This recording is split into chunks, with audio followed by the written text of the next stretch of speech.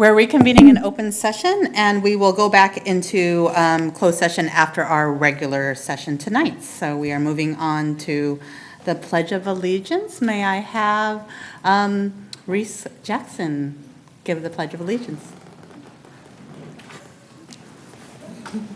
Sorry, I said all of them.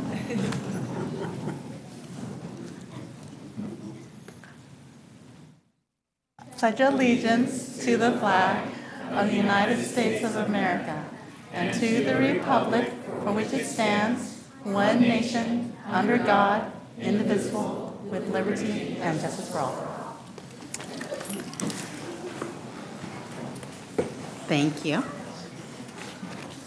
And we are going to move on to approval of the agenda. Do I have any changes to the agenda? I want to pull 4M. Microphone. Oh, I'm sorry. Yes, I want to pull M4. Okay. Any other changes to the agenda? You want to say this No. to take it up afterwards? If we can take it up afterwards, it would be Okay. After the consent? So you'd like to vote on M4 right after we vote on the consent That would be agenda? fine. Okay. Superintendent. Superintendent Luna? We would also like to maintain. Microphone.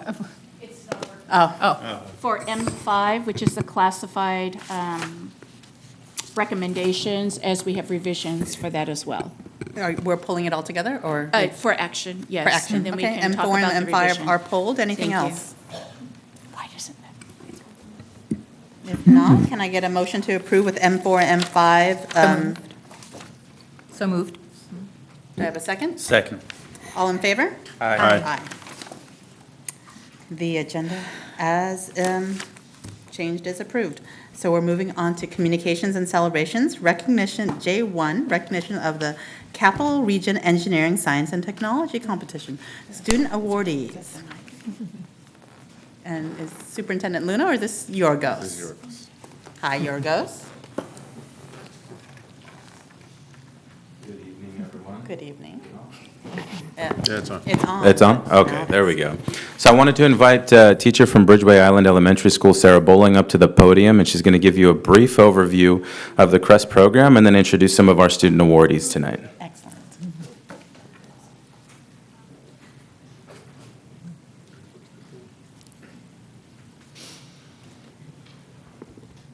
Not used to having a microphone in my classroom. This is kind of cool.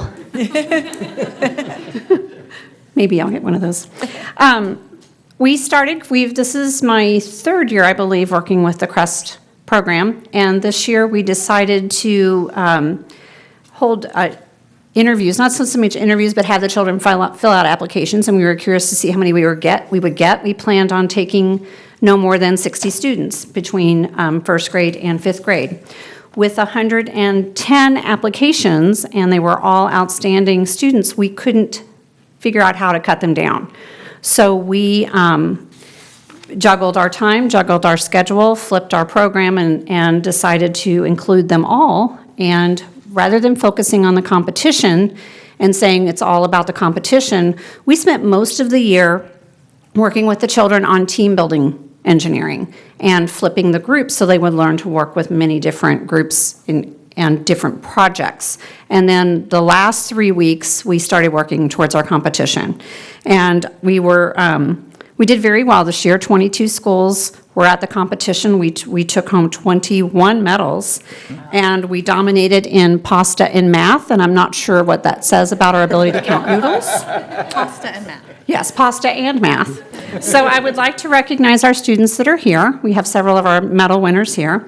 In pasta cars, speed, which is for first through third competitors. We had second place was Allison Hatcher. If you're here, should they come up or stand up? Come on up. Oh. Yeah. So they have certificates. So if you want to do the certificates, and I'll do the names. Okay. First place was Elena McGurk and Alessandra Echeveste.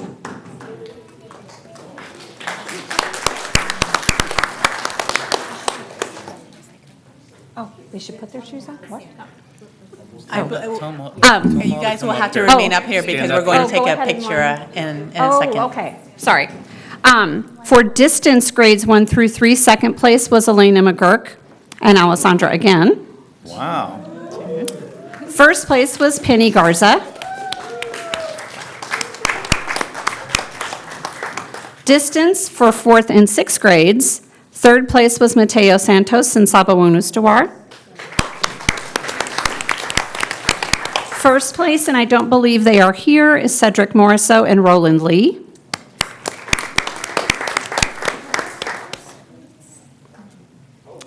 In water rockets, hang time, third place was Mateo Santos and Sabawan Ustawar.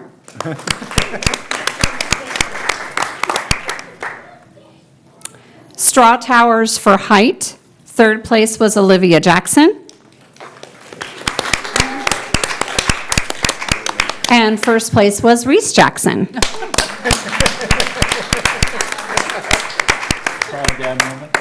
Sweeping the second grade math competition, third place was Benjamin, do I have that right? First place, second, that way? Was Benjamin? Yes. Okay. No, first place is Lucas. Okay, so third place is Benjamin Ham.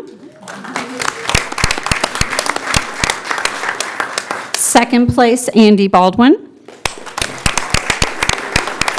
And first place, Lucas Pham. In third grade, first place, Joseph Lamb.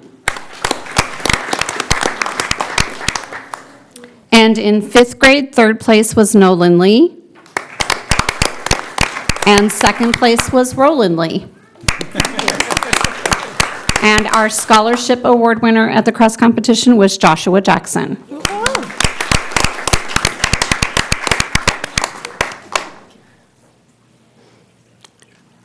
Okay. Thank you. Congratulations all.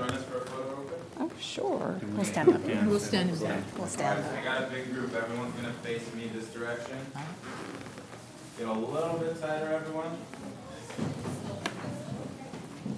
Oh, yeah.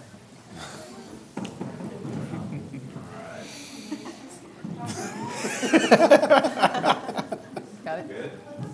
Make sure you guys can see the camera right here, okay? All right, we'll try it on 3. 1, 2, 3. Hold it. Saw that. Smile. All right, parents? Good? Yeah. More?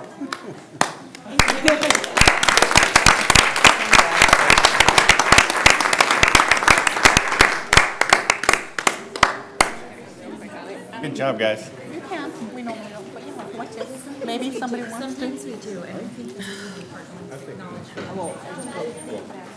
Clerk Jackson would like to make a comment. I actually wanted to go ahead and give a sincere thanks to the teachers for volunteering your time to work with our kids, because obviously it paid off in spades, in my opinion.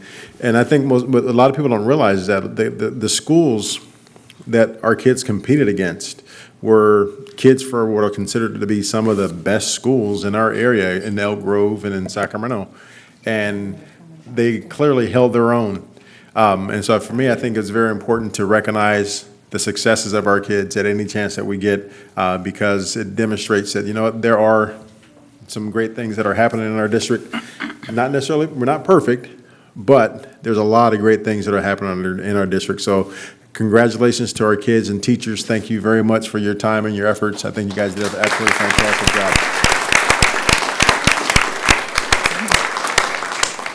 Do we have any other comments?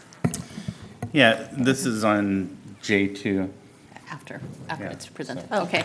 I have a comment. I'd also like to say, absolutely, our teachers, thank you so much for giving your time, because not every school does this, because it is a tremendous amount of work. So thank you, and also to our volunteers. And so to Ms. Santos as well, we're really lucky to have volunteers that step up and to help as well. And I want to acknowledge that Elkhorn Village also participates in CREST. I think they paved the way, actually. They've been doing it for a long time. And I want to acknowledge that. And they have a volunteer who's not a member of our school community, but she's just not just, she's important, but she's a neighbor that thought, I want to get involved in the school. And she walked over and said, how can I? And she's been volunteering for them. So if anybody is inspired by this, you too are welcome to volunteer at our schools. But thank you very much again, and congratulations to the students. Very exciting. Awesome job. Yes? Yeah. Student that was asked to share a little bit with you. Oh, yeah, please. Go ahead. Please. We're all very proud of you. I don't know. I'm Good. gonna hold it. Okay. Hi, my name is Sandy Baldwin, and I'm going to be in 3rd grade. 2 of my favorite things in Crest were the catapults and the egg drop. I liked catapults because I got to work with a partner in catapult Hershey Kisses. I like egg drop because I got to work with my best friend and design a box to catch an egg from a tall height. I love Crest, and I learned a lot. Thank you, Ms. Wachowski and Ms. Jackson. All right. Thank you for sharing your experience. So again, we're all very proud of you, and we're grateful to be hashtag Westsac, and great to be WSD. Sorry, wrong hashtag. Wrong hashtag. I am not that cool millennial. I apologize. So J2, we're going to recognize an alumni of ours. I understand that they're not, Austin Roberts is not here, but recognition of River City High School alumni, and I know that Vice President Pizzotti had some comments that he wanted to make. Yeah, so River City High School alumni Austin Roberts is also the son of WSD staff Robert Roberts. And I don't know if everybody knows, he was just drafted in the 8th round by the Pittsburgh Pirates. So for someone to get drafted, that's a pretty special accomplishment. He went to Sac State and was very highly regarded there. His stats were incredible at Sac State and had many people picking him as high as potentially the 5th round. I was fortunate enough to see one of his games, and I think it was in 2015 against Intercom. And it just so happened to be the game he pitched a no-hitter. And it was in his senior season. So it's really no small feat. The things that Austin has accomplished, and the hard work, the drive, and the determination is something that, I think people don't see as, wow, maybe athletics can be an actual career path. He is, living proof that this gentleman, has turned not only his academics into a college career, and he's also turned his athletics into a college and now career pathway for him. And by the way, it's one of those few professions where starting off right out of college, as soon as you get signed, that's $200,000 a year. That's one of those nice jobs I wish I had. So I just wanted to say how incredibly proud we are of Austin, and many of you who have known him know what kind of guy he is. He's a very stand-up kid, and he's made all of us here incredibly proud. I see Principal Moisich in the audience. He knows what kind of kid he has been for our school at River City, and so I just wanted to recognize him, and that's why we had this recognition tonight. Thank you so much. Any other comments from the board or Superintendent Luna?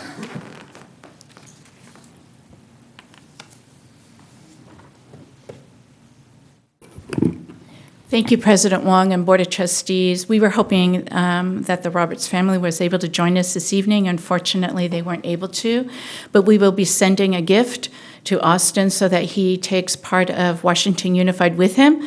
We have all signed a baseball as cabinet and the board for him to say how proud we are of him. We also are leaving him some memorabilia of his high school so that he will always remember where he comes from. And so we just wanted to take this moment to celebrate one of our own. Thank you. Thank you. That's great.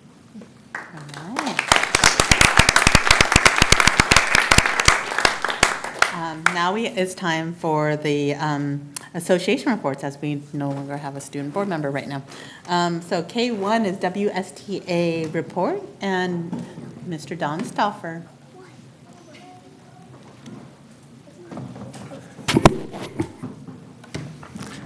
Sorry, it's a little bit hard to follow that previous celebration. I hope at least for some of you that it's beginning to be summertime and you're getting some rest, and whatever that is, it hasn't happened with me yet. I'm excited that the state budget was passed today, and even with the good news that's in the budget for schools, it's still disappointing to know that California is still somewhere in the mid-40s in terms of our rank nationwide. So I know there's some impetus amongst a number of people to continue working on that, and so I'm hoping that we will all be pushing for more, especially for our neediest kids. We can always use more. One of the things that I keep thinking about, and I probably mentioned it along the way, but I just want to get it out there so that we have it on our plates, is that it would be great to have the association and Washington Unified providing support and incentives for those teachers who want to work and seek national board certification. And so I just want to get that out there so it's on our plate as we move forward.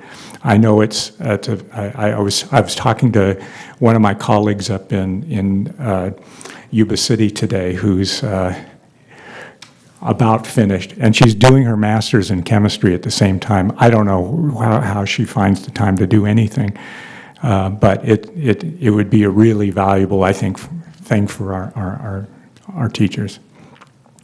And I don't have anything else, so thank you. And I'm actually going to get a little bit of rest over the next week or so, but I'll see you at the end of June. Okay. Thank you. Thank you, Don. Now is the time for CSEA report, and is anybody here for CSEA? No? Okay, we're going to move on to public comments, and I'm going to read our disclaimer. At this time, members of the public may address the board on the topics of our board agenda, in addition to topics that are under the jurisdiction of the board and are not on the agenda. Although the board by law may not take action at this meeting, the board may limit the total time of public input on any topic to 20 minutes, unless it chooses to waive the item limit for a particular item. Individual speakers may be limited to 3 minutes to comment on any topic. Public comments consisting of individual charges, complaints, or derogatory remarks about any district employee are requested to be submitted in writing to the administration in accordance with the district's complaint procedure. We do recognize that for a lot of people, commenting before the board and the audience and the people watching at home is a nerve-wracking experience. So to try to make that as easy as possible, we do ask that there not be any applause or booing or catcalling or other demonstrations to maintain a civil discourse here in the chambers. The board respects the rights of members of the public to speak to us regarding matters on the agenda and other matters within the jurisdiction of the board.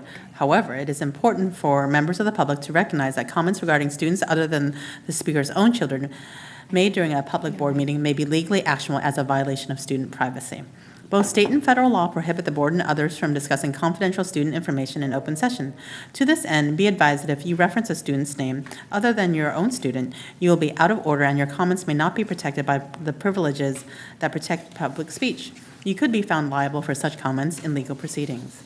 Furthermore, it is important for the public to understand that negative or derogatory comments made against the district employees or others, even those made in a public board meeting, may be actionable civil defamation.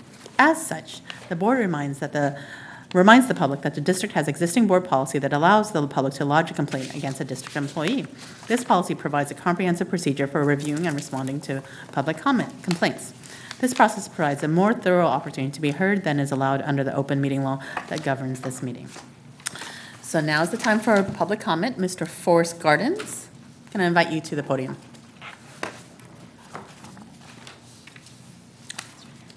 Hi, members of the board. I appreciate having a chance to come up tonight. So I had a chance to do a public request act a few weeks ago, and I was alarmed when I had discovered that there was a contractor and the district superintendent who appeared to have some kind of friendship, and that friendship then blossomed into multiple contracts.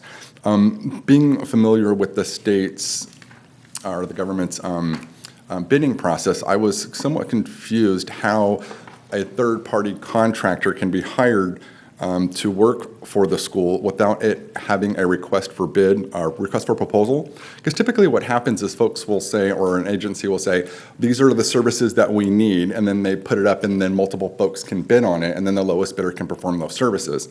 From the documents that I've seen, I see contracts for $95,000, contracts for $129,000. I'm seeing another 129. 82,000 and another 82,000. So I don't know why these aren't going out for a competitive bid process. And then in one of the emails that I was reading between this contractor and the district superintendent, it reads, having known each other and our immediate. Point of order, Madam Chair. Yes. Can we keep any emails that are, if there's a complaint that's going Does to my be time lodged stop? here? Yeah, you can stop the time. I just want to say something. If there's going to be a complaint lodged about any of this, can you write it up and submit it to, if it's against one of the staff, submit it to the president? So that we don't, I don't want to take up more of your time. I'm just saying that if there's a complaint against personnel, I want it to be in writing, so we have something that we can. Because I'm not sure if that's through you or through the state controller's office for an audit. I don't know what body I go through. If you're talking about complaint against personnel, that's all I'm saying. If you're talking about an audit, So that that's we something need some else. clarification. Is it a complaint about our superintendent, or is it a complaint about our process of open bidding? Both. Okay, Okay. so I think that what Vice President Pizzotti is saying, if it's a complaint specifically about the superintendent, please do submit that complaint in writing. Okay. Otherwise, we understand that you are also concerned about the bidding process. Right. Yeah. Okay, continue. Okay, thank you. So can I finish the email Continue, reference? continue. Thank you, Kobe. Having known each other and our immediate families, we have developed a treasured friendship for more than a decade. And so you can see that there is a history, a personal history between these two folks, and I just wanted to bring that up. The other part is, that just gets me, from my point of view, when it comes to spending, it's just more sensitive for me. So like when I had seen that the school had done an appreciation day, and I think it was about 15,000, the part that got me was how much was spent on food and the facilities when we have all of that here in-house. I think some options were available, maybe using the cafeteria or maybe even using the gym for some cost-cutting savings. And normally I wouldn't penny pinch if times were good, but we're laying off folks and it's kind of a hard road right now, and I think that maybe if we can try to save as much as we can, that would be great. And then what I hear is that there are, where am I going with this? That there was a CBO that had gotten paid to stay home for 2 years, and he was getting paid a salary of $14,000, and then they hired another CBO, so we had two CBOs, but the first one wasn't doing anything during that time. I don't know what the story is behind that, but it's like, $14,000 a month. I'm like, what would that do with our libraries and stuff? So, and then my final thought is, I was hoping that you guys can rotate who can comment on some social media sites, because I know, Kobe, you're really in there, and I appreciate it, because I know it can be a dog pile. But if you guys can rotate, like maybe every other week, that would be great. Thank you, Mr. Gardens. Thank you. Ms. Danny Langford?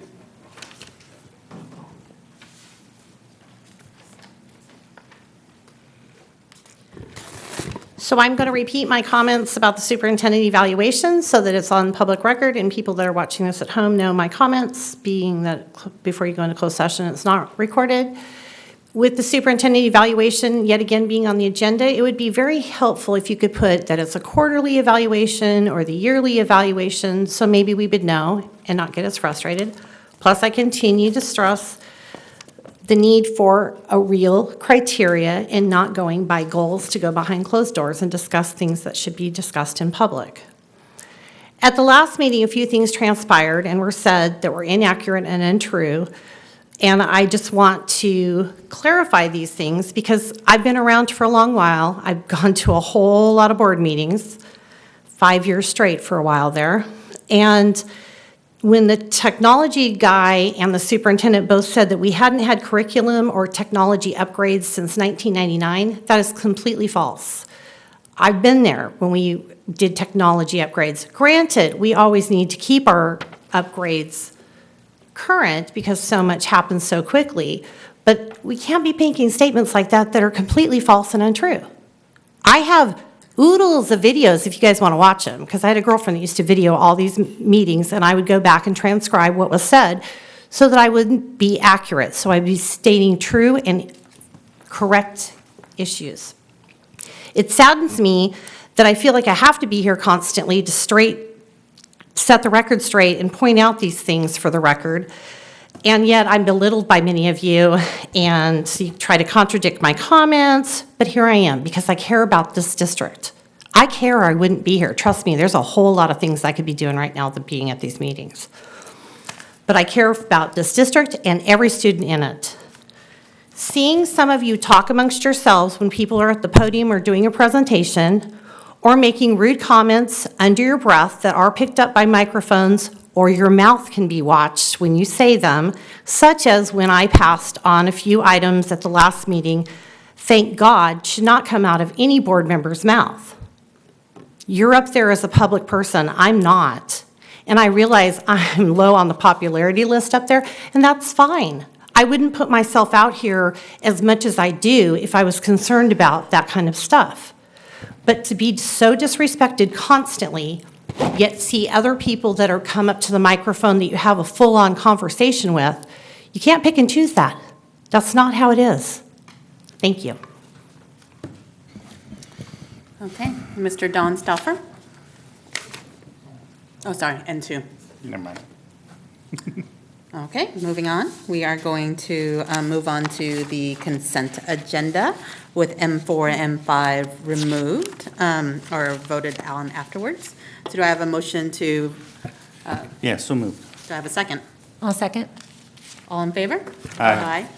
Okay, consent agenda is passed with M4. Moving on to M4, approval of certificated recommendations. Did you want to I'm going to discuss recuse- why you pulled the item? I'm going to recuse myself from this vote because my son is actually applying to be a substitute teacher within the district. Congratulations. So, So moved, M4. do we have a second? I'll second. All in favor? Aye. Aye. All opposed? All abstaining? Me. Okay. Great. Moving on to M5, Superintendent Luna? Thank you, President Wong and Board of Trustees. If I may just go back to M4 to do an introduction to the revision of the certificated recommendations. This evening, before the board meeting today, we went into rigorous interviews for our Director 2 of Curriculum and Instruction. And this evening, we would like to bring forward, and thank you for the approval, our new Director 2 of Curriculum Instruction and Professional Learning, Mr. Stan Moisage. Congratulations.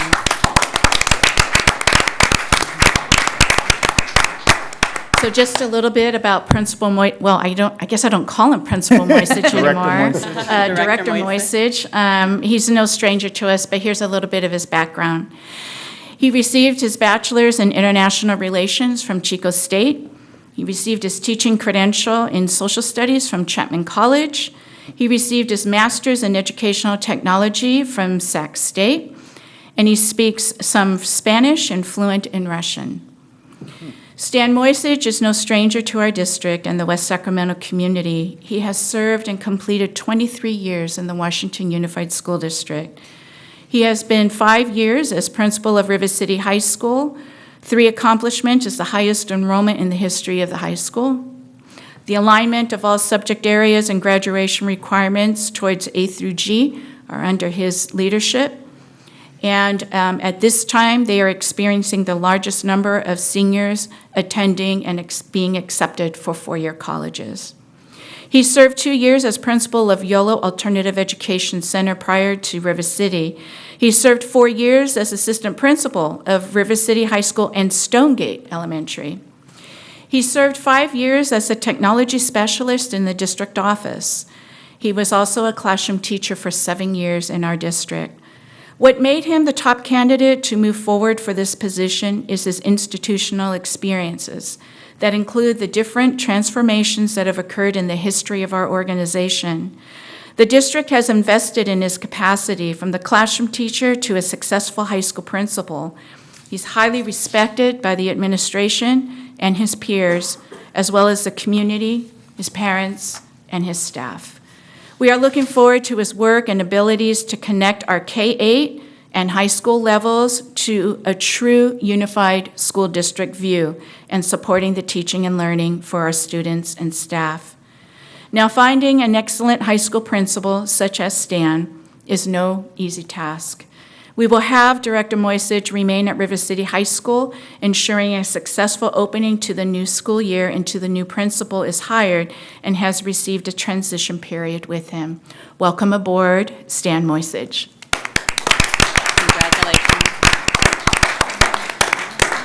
Congratulations. Now we are moving on to congratulations, Stan. I know that it's a big loss for River City and a big game for the district office in a lot of ways. So looking forward to seeing you blossom in your new role. Thank you. You're welcome. Yeah. I wouldn't be here without. No. Thank you. The Assistant Superintendent Lee and Dr. Parsons, we are moving on to N1, the LCAP 2720, annual revisions. Oh, we have to vote. Oh, we have to, oh. I thought we did. M5, that's right. Oh, M5, we do have to vote. So moved. I'll second. All in favor? Aye. Now your congratulations. Good evening, President Wong, Board of Trustees, Cabinet and Community.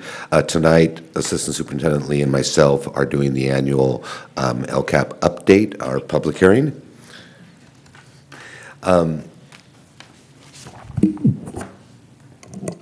First of all, I just want to remind the community and the board around the purpose of LCAP and LCFF. There are two different ways to look at it. One is equality, one is equity. And the way that's accomplished in California is that the base funding counts for our equality, and the equity comes from our supplemental and concentration funds within the LCAP. I wanted to set some context for the board and community tonight about what this is on an annual basis. First of all, this is the third year of our plan. Therefore, the community and the board is aware of our LCAP goals and our action steps.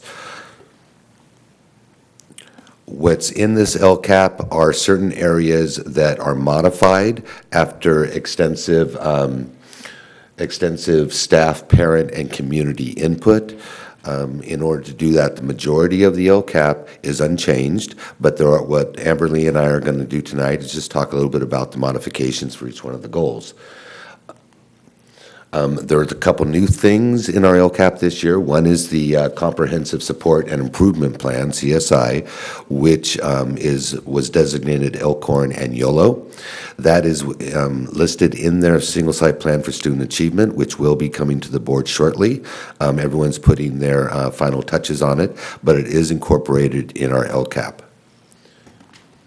Lastly, what's new this year, which is really a great tool for parents and for the board, is the LCFF budget overview for parents, which the board has a copy of that, as well as I put it on the counter for the community to pick up as well.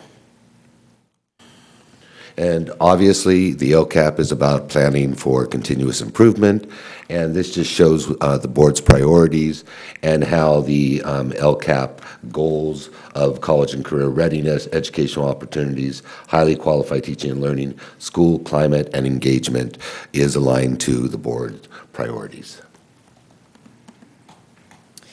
Goal 1 is about our college and career readiness. The goal remains unchanged. And for me, this is the goal where I get to create all of our acronyms, RCD, READS, MTSS, intervention specialists. So all the things up here are things that we've either had presentations on or have talked about over the last couple of years at length. Some of the changes or modifications to Goal 1 is the elimination of 2 FTE, a program specialist and a TOSA. We are also going to acquire next generation science standards next year for 612, and then in subsequent years we'll be looking at it for our K-5. We are implementing targeted tutoring for our underperforming students, in addition to providing an additional class focused primarily on our newcomers. One of the changes and modifications, as Dr. Parsons mentioned, is that we need to align the LCAP to our board goals, our priorities, the state priorities, and that it must be clearly stated and aligned in each school's SIPSA, or the Single Plan for School Improvement. And this year we'll be adding for our schools that are in CSI, their plan in the LCAP as well. Something new this year that's been very exciting, and I think the pride of West Sacramento, is our collaboration with the City of West Sac for the Home Run Initiative. And through that collaboration, not only are we serving our students, but seeing greater relations with the city. And Goal 2 talks about educational opportunities, and largely it's unchanged. We have pathways have been expanded and strengthened, AVID, middle college, things of that nature that we've been working really hard on, as well as least restrictive environment trainings. The changes for next year, the modifications, is we really need to measure and evaluate the effectiveness of our pathways, because we have a lot of pathways, but we want to develop a tool to actually measure the effectiveness for student learning. We want to evaluate also the access for LRE, least restrictive environment, to all classes, including our career technical education. We want to expand dual immersion to 3rd grade. VAPA is aligned to standards, but we want to make sure that both VAPA and our GATE plan are implemented successfully. And we want to further develop our Indian Ed program because it's going really well, and we're really excited about some of the changes there. Goal 3 is all about high-quality teaching and learning. This is really about professional learning. Our actions included our professional learning time, our early out Wednesdays, and our work to support our induction and MTSS. Changes for 1920 include partnering with the International Center for Leadership and Education, ICLE. These are the consultants that have been working with our dream team, and this week they have been here all week working with teachers, and the feedback has been phenomenal. Teachers are grateful for that expertise and really digging deep to plan daily and weekly lessons to unpack the standards and make sure that our instruction is both rigorous and relevant. We are going to continue to recruit teachers from diverse backgrounds to support our workforce. And one of the changes is that we're providing the direct support for teachers in the form of instructional coaches to support all of our district initiatives, and continuing our partnership with Cali to look at the math discourse at the secondary level. And the 4th goal is school climate, which has been a very serious discourse this year with the board and cabinet, as well as our staff. And the majority of the things we're keeping the same. However, the modifications and changes next year, which are very exciting, is additional training in trauma-informed care. We need to really make that a sustainable focus for our district. We are going into a partnership with the Transformative Justice and Education from UC Davis to work on restorative justice discourse. We're also going to be collaborating with Yolo County Office of Ed to fully implement and integrate our PBS district-wide. And lastly, we want to do more than just provide the legally mandated transportation, because we really want to get our families and students to participate in activities district-wide. And the last is community engagement. And again, much of it is the same, because we've done a great job of doing principal coffees, doing our forums district-wide, and I know the board has participated in a lot of those. Some of the changes for next year we're going to be doing is provide parent trainings monthly at alternative sites and times to meet the diverse needs of our community. We want to talk about our education, curriculum, safety. We want to get parents involved with all the aspects of our district. We have eliminated the translators as full-time employees as part of the budget reduction. This is exciting. We would like to establish, or we're going to establish, parent kiosks at each site to foster communication, convenience, and access to student information. So each one of the kiosks will include a computer device and a printer, so they can actually get online. We can support them for registration, for information at each one of our school sites. And that is the update for LCAP for next year. Are there any questions? At this time, we don't have any public comments, but it looks like trustee Alcala and a couple of the trustees have questions. So trustee Alcala, do you want to Yes. present your question first? Thank you. How many translator positions are we getting rid of? 2. And how are we filling that? You sort of touched on it, but I wasn't too sure how you're going to fill that. So in a variety of ways, we have people at each site that can do translation. We also have our homeschool liaisons for both Russian and Spanish at this point. And we do have one, we kept one translator, homeschool liaison that specializes in Farsi and other languages. In addition, for some of the more extensive translations, we've used them this year as well. We will continue to outsource to a company that does that for us for some of the more lengthy, time-consuming and technical documents. Okay. And you mentioned the Indian program. I'm sorry, I'm not familiar with that. Could you just give me a real brief update on that? It's the Indian Ed program. It's a federal program that provides resources and support, and we are very grateful for the incredibly hard work of Nakiba Gregory and Gwen and other teachers who provide a lot of opportunities, resources, classes. They take them on a field trip to the Capitol every year to be recognized, but mostly it's really about that outreach because needing to understand the culture of those families helps them to be more involved and more engaged in school. Okay, how many students do we have in that program? I knew this because I filed the report with the state, but I don't have those numbers on me. I can get back to you. I want to say it was about 200, but Okay, could be totally inaccurate. Okay, very good. Part of the problem is we probably have more, or we know we have more, but in order to be recognized by the state and the federal government, parents have to actually fill out a form. And even though we've done direct outreach, sometimes there's a hesitancy for some families to legally put things down on a piece of paper. Okay, very good. And this collaboration with WestSAC, could you get into that just a little? So I'll do the first base, and then I'll turn it over to my partner. So we have been working closely with the state for our college savings account. As a matter of fact, the state came out to all of our preschool promotions, they're not graduations, and made beautiful certificates for the kids that kind of said to them, wow, congratulations, you attended a high-quality preschool program. Upon enrolling in Washington Unified Kindergarten, you are eligible for a college savings account. We've been working with them directly, and thanks to Yorgos for getting the communication out to contact our families and let them know that this exists. So that's been the collaboration on the first base. And I know the board has been involved at the 2x2 discussing the data sharing agreement, which is on the board agenda tonight. So they have been doing our digital badges, our internships, working with our CTE staff in order to make sure kids are placed this summer.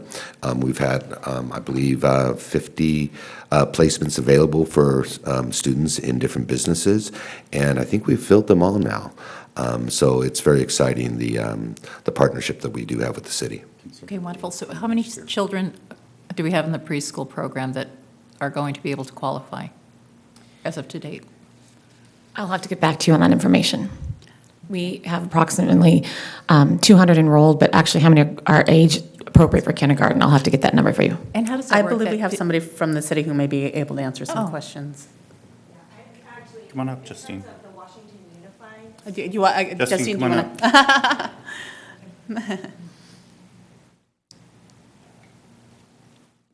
to? Good evening. In terms of the Washington Unified, the state preschool students that would be eligible, I would have to, exactly what Amber just said, I'm not exactly sure of the 200 enrolled, how many of those are moving on to kindergarten, because we do serve 3- and 4-year-olds.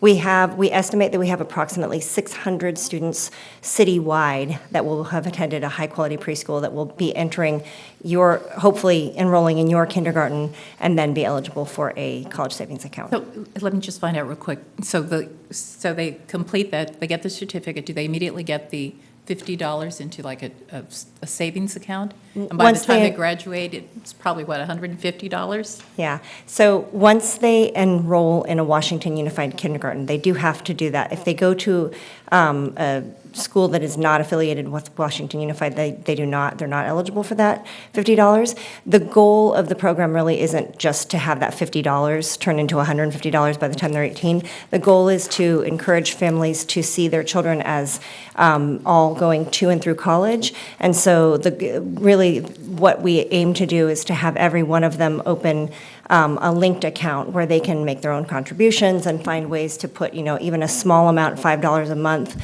would be something that they'd be saving until the child is 18 and going to college. Okay, that's great. And I think the only other question I had, you talked about the elimination of TOSA and a program specialist, and how are we Thank you, Justin. covering?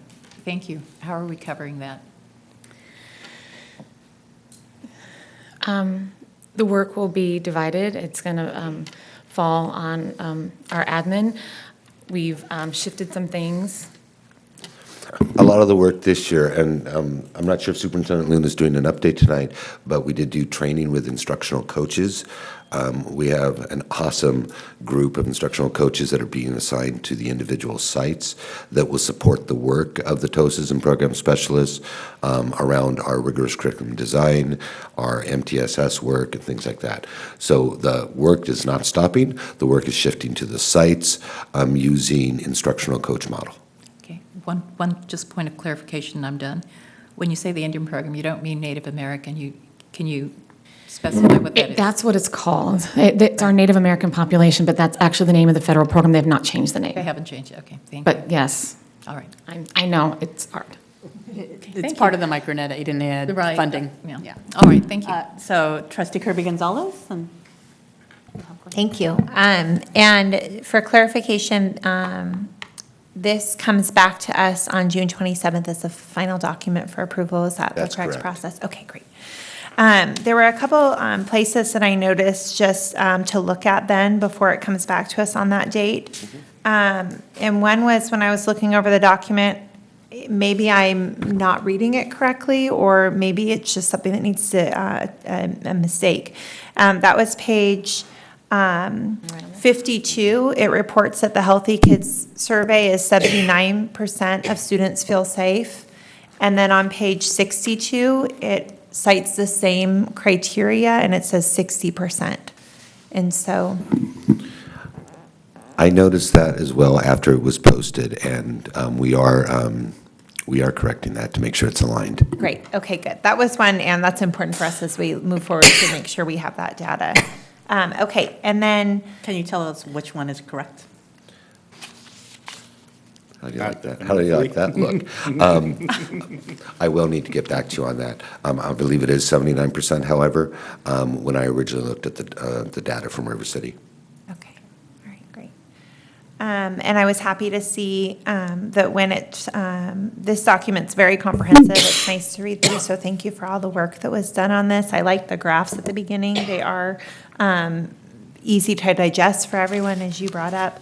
And then I was glad to see that the context of gifted identified students of the term equity was used in that, because we know when we look at, not here in Washington Unified, but as a trend across, the state, across the nation, that often there's a disproportionate number of students who are get identified. So I'm glad that we're put that word in there so that we can keep a close lens on that. Absolutely, thank you. And I'm happy to see the youth court and the high school buddy program, and I have a similar capacity issue in terms of moving forward, since we know we have made some shifts with staff, is how will that work continue? How will youth court be shifted, or what will that look like so that it's sustainable? Absolutely. It is a process that we're continuing to evaluate. However, one of our high school teachers was the driving force behind Youth Court, and he is still there, and he is still as passionate as ever. And so a lot of this work is going to go to the high school, because that is where the majority of the cases come from, as well as our middle school students. But that will be done within our MTSS process and restorative practices. Okay, thank you. Okay, I'm trying to see if there's another piece here. And also, along that lens for our, as we move forward thinking about the translator, I think we'll want to keep a close look on what that looks like. We mentioned outsourcing some of that work and just making sure that we're really looking carefully at how much we're spending, what that is, because we always want to be very, very careful if we're eliminating a position, and I know that that's an Absolutely. important one. So, and in terms of the caseload with IEPs and everything else, so I'm saying that for district staff as well as for us, that we just make sure that we keep a close pulse on that as we move forward. And then my last question would be in terms of this as a compliance document and the work that goes on here. And I know that we've had another position reduced as well. And so what will this look like in terms of, will the process change in terms of who's doing this work or what it looks like moving forward so that we stay compliant and we have this in-depth information here? We are evaluating that as well. However, one of the things that I've been talking with Ms. Dellinger about is I'm looking into a different system, which is called DTS, Document Tracking System, and it really takes care of our SIPSs, our LCAP. So because there's a lot of time that's invested in not only the work itself, but the formatting. The formatting is incredibly time extensive. And so by looking at a different service, we will be supporting that. Okay, great. Superintendent Luna, you had a comment. If I may just interject a comment, it is really difficult in a school district or any organization when budget cuts are made, when positions are reduced, because with people come responsibilities and come work. So the question, the thing that is always most difficult is when positions have been reduced, do those responsibilities also go away? Do those programs get eliminated as well, such as youth court, such as the buddy program? Or do they form into something else a little bit more simplified? So we still have yet to determine how that really looks, because we may not have the hands anymore to do things like that. While they were really good and they made an impact for a very small percentage of our students, they were really good. Right now, what we have to do is evaluate, do we have the hands and the labor to continue quality programs like that outside of the scope of the classroom and the intervention services directly as part of the core. And so we are looking at that on whether or not we will be able to continue. In terms of translation services, we are working on that also. We do have translation services, not just from our employees, but we also have professional translation services that we specifically use for our IEPs because of the academic language that goes with that. So we are still, with a reduction and change of programs like that, we have to monitor and reevaluate, reassess, and refine as we move through without the same amount of resources. So it's a tough answer because we can't quite define that after you have made reductions. That's what an organization has to reevaluate. It's hard to say we won't continue the programs, but if we don't have the people to run them, it's going to be more difficult. So that's hard. Vice President Pizzotti. Yeah, I'm actually just going to piggyback on Trustee Kirby Gonzalez's point that you were just talking about, Superintendent Luna. I'm actually a little concerned about eliminating positions and then outsourcing that work. And I understand what you're saying, Superintendent Luna, about, the work still has to be there and the work still needs to get done. However, I would be very concerned that we could potentially open ourselves up to a grievance for eliminating a position and then, outsourcing that work somewhere else. And so it does give me pause and it does give me concern that this is something that I would have a little bit of, some heartache about if we actually ended up doing that. And I just want us to make sure that we're keeping a close eye on the amount of services that we do outsource, because that would immediately give me something to, stand up and say, hang on a second. I do understand the board's concern. I do want to mention that the service that we use, we currently use them because we do not use our translators when it comes to IEPs, 504s, because they're academic language, and we have to make sure they're accurate for legal purposes. And I get that. My point was, if we're using them over and beyond Right, understood. than what we are in the past, that may constitute a violation of our Does contract. Associate Superintendent Benitez have a response to contracting?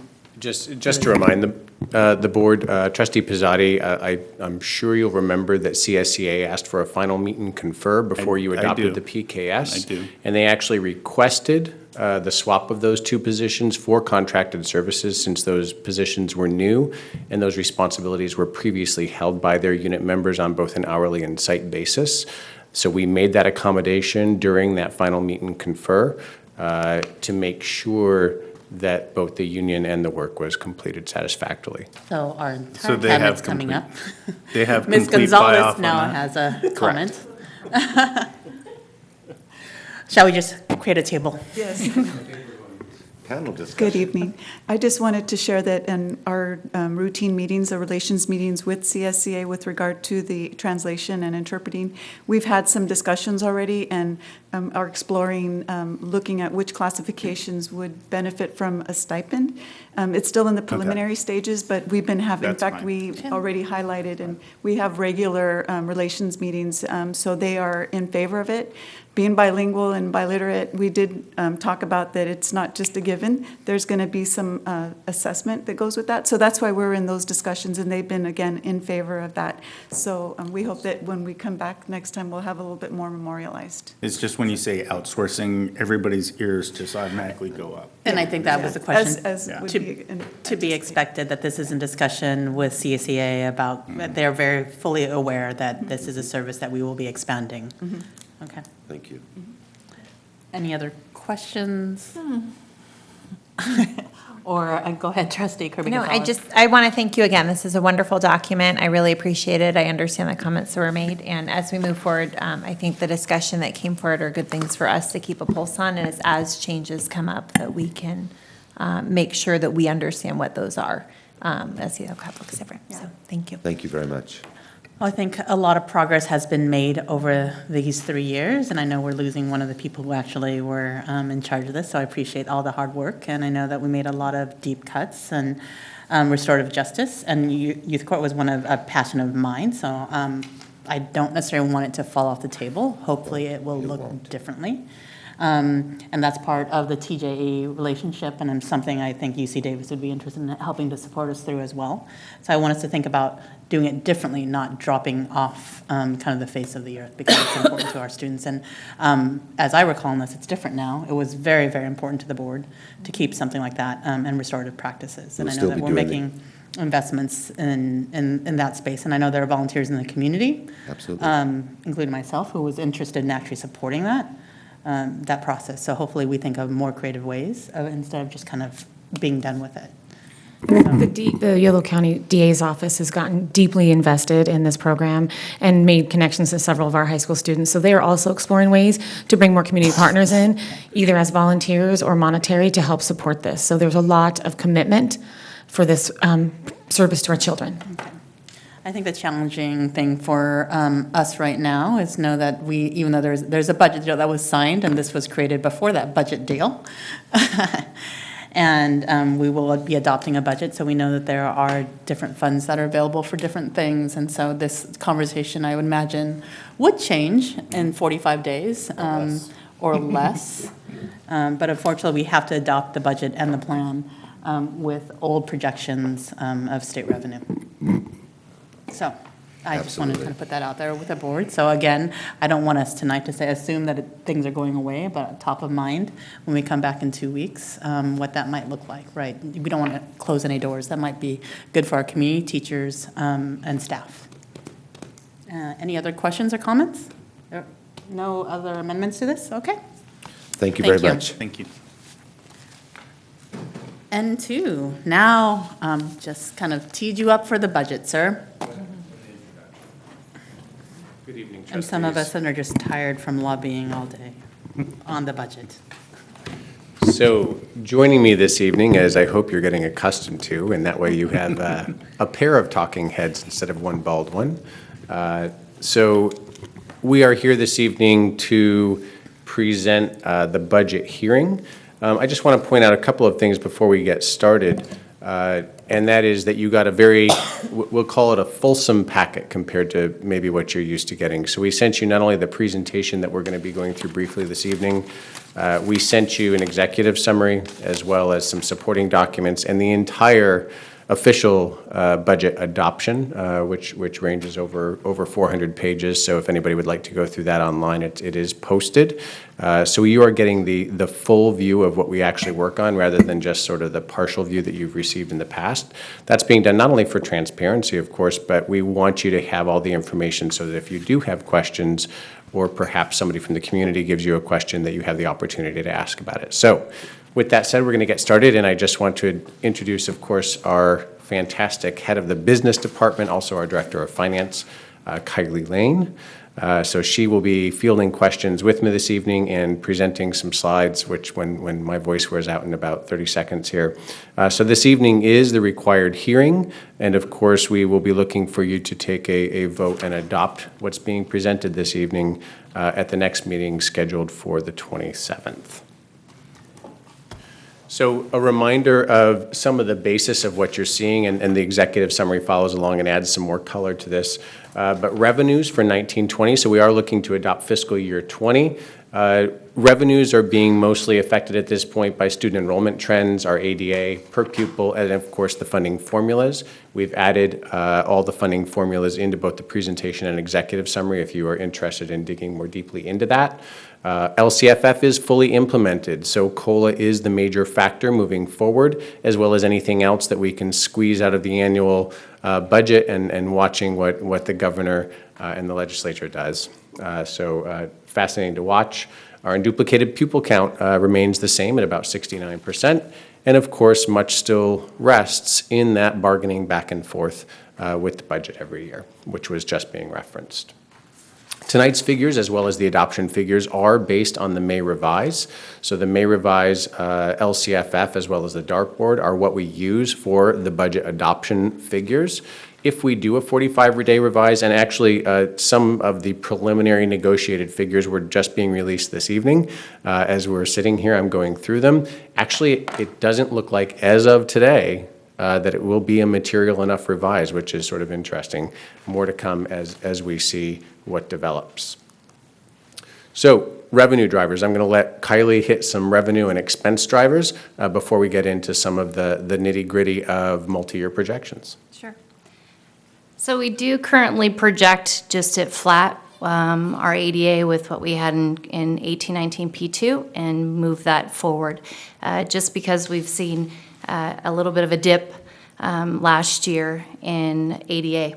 So we do have a projection we show later on. I think we do a multi-year projection with the revenues, with our ADA being stable at the 96%, a little over that. With LCFF being fully implemented and showing the projection of the COLA of the 3.26%. And we hold pretty steady at the unduplicated pupil count at 69%.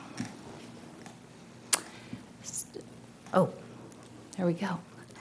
This is just a kind of a snippet of the actual funding that we get per pupil in the 1920, showing what the total that we receive for the LCFF funding of the $76 million. And with the additional funding that we do receive for the restricted and unrestricted resources with the total of $90.8 million. These assumptions do have the projection of our ADA being at $7,278.06, and the same thing as far as the unduplicated percentage of 69.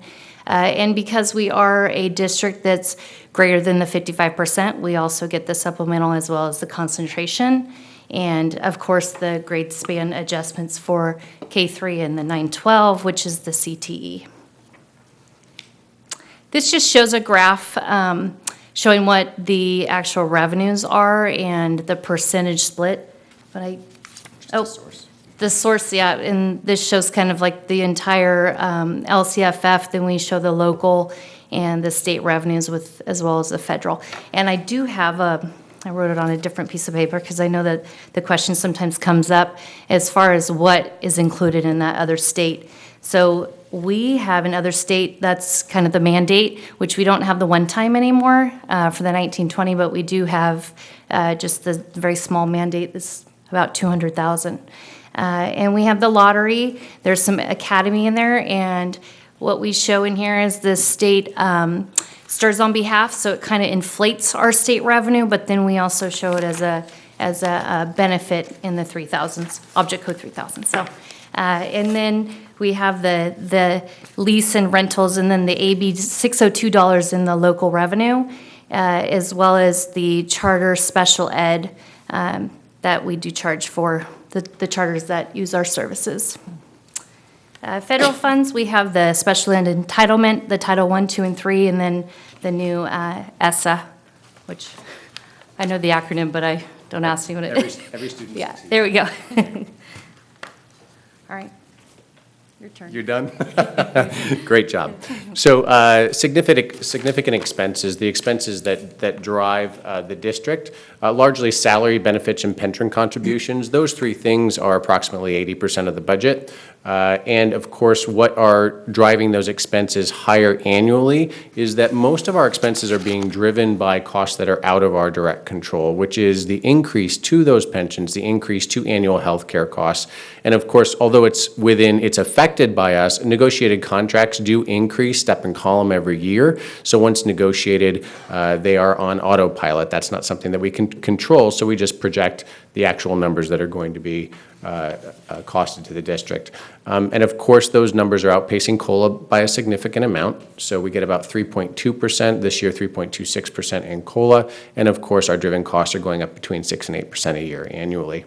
Special education service delivery, beyond what is provided by the state. So this is one of the two items that has changed, again, definitely in the last 24 hours. So our special education allocation is going up. I know that's going to be asked later, so I'll address it now. I can just tell. And so people are saying, well, does that mean more money for the district? It means more money coming into the district for our SELPA.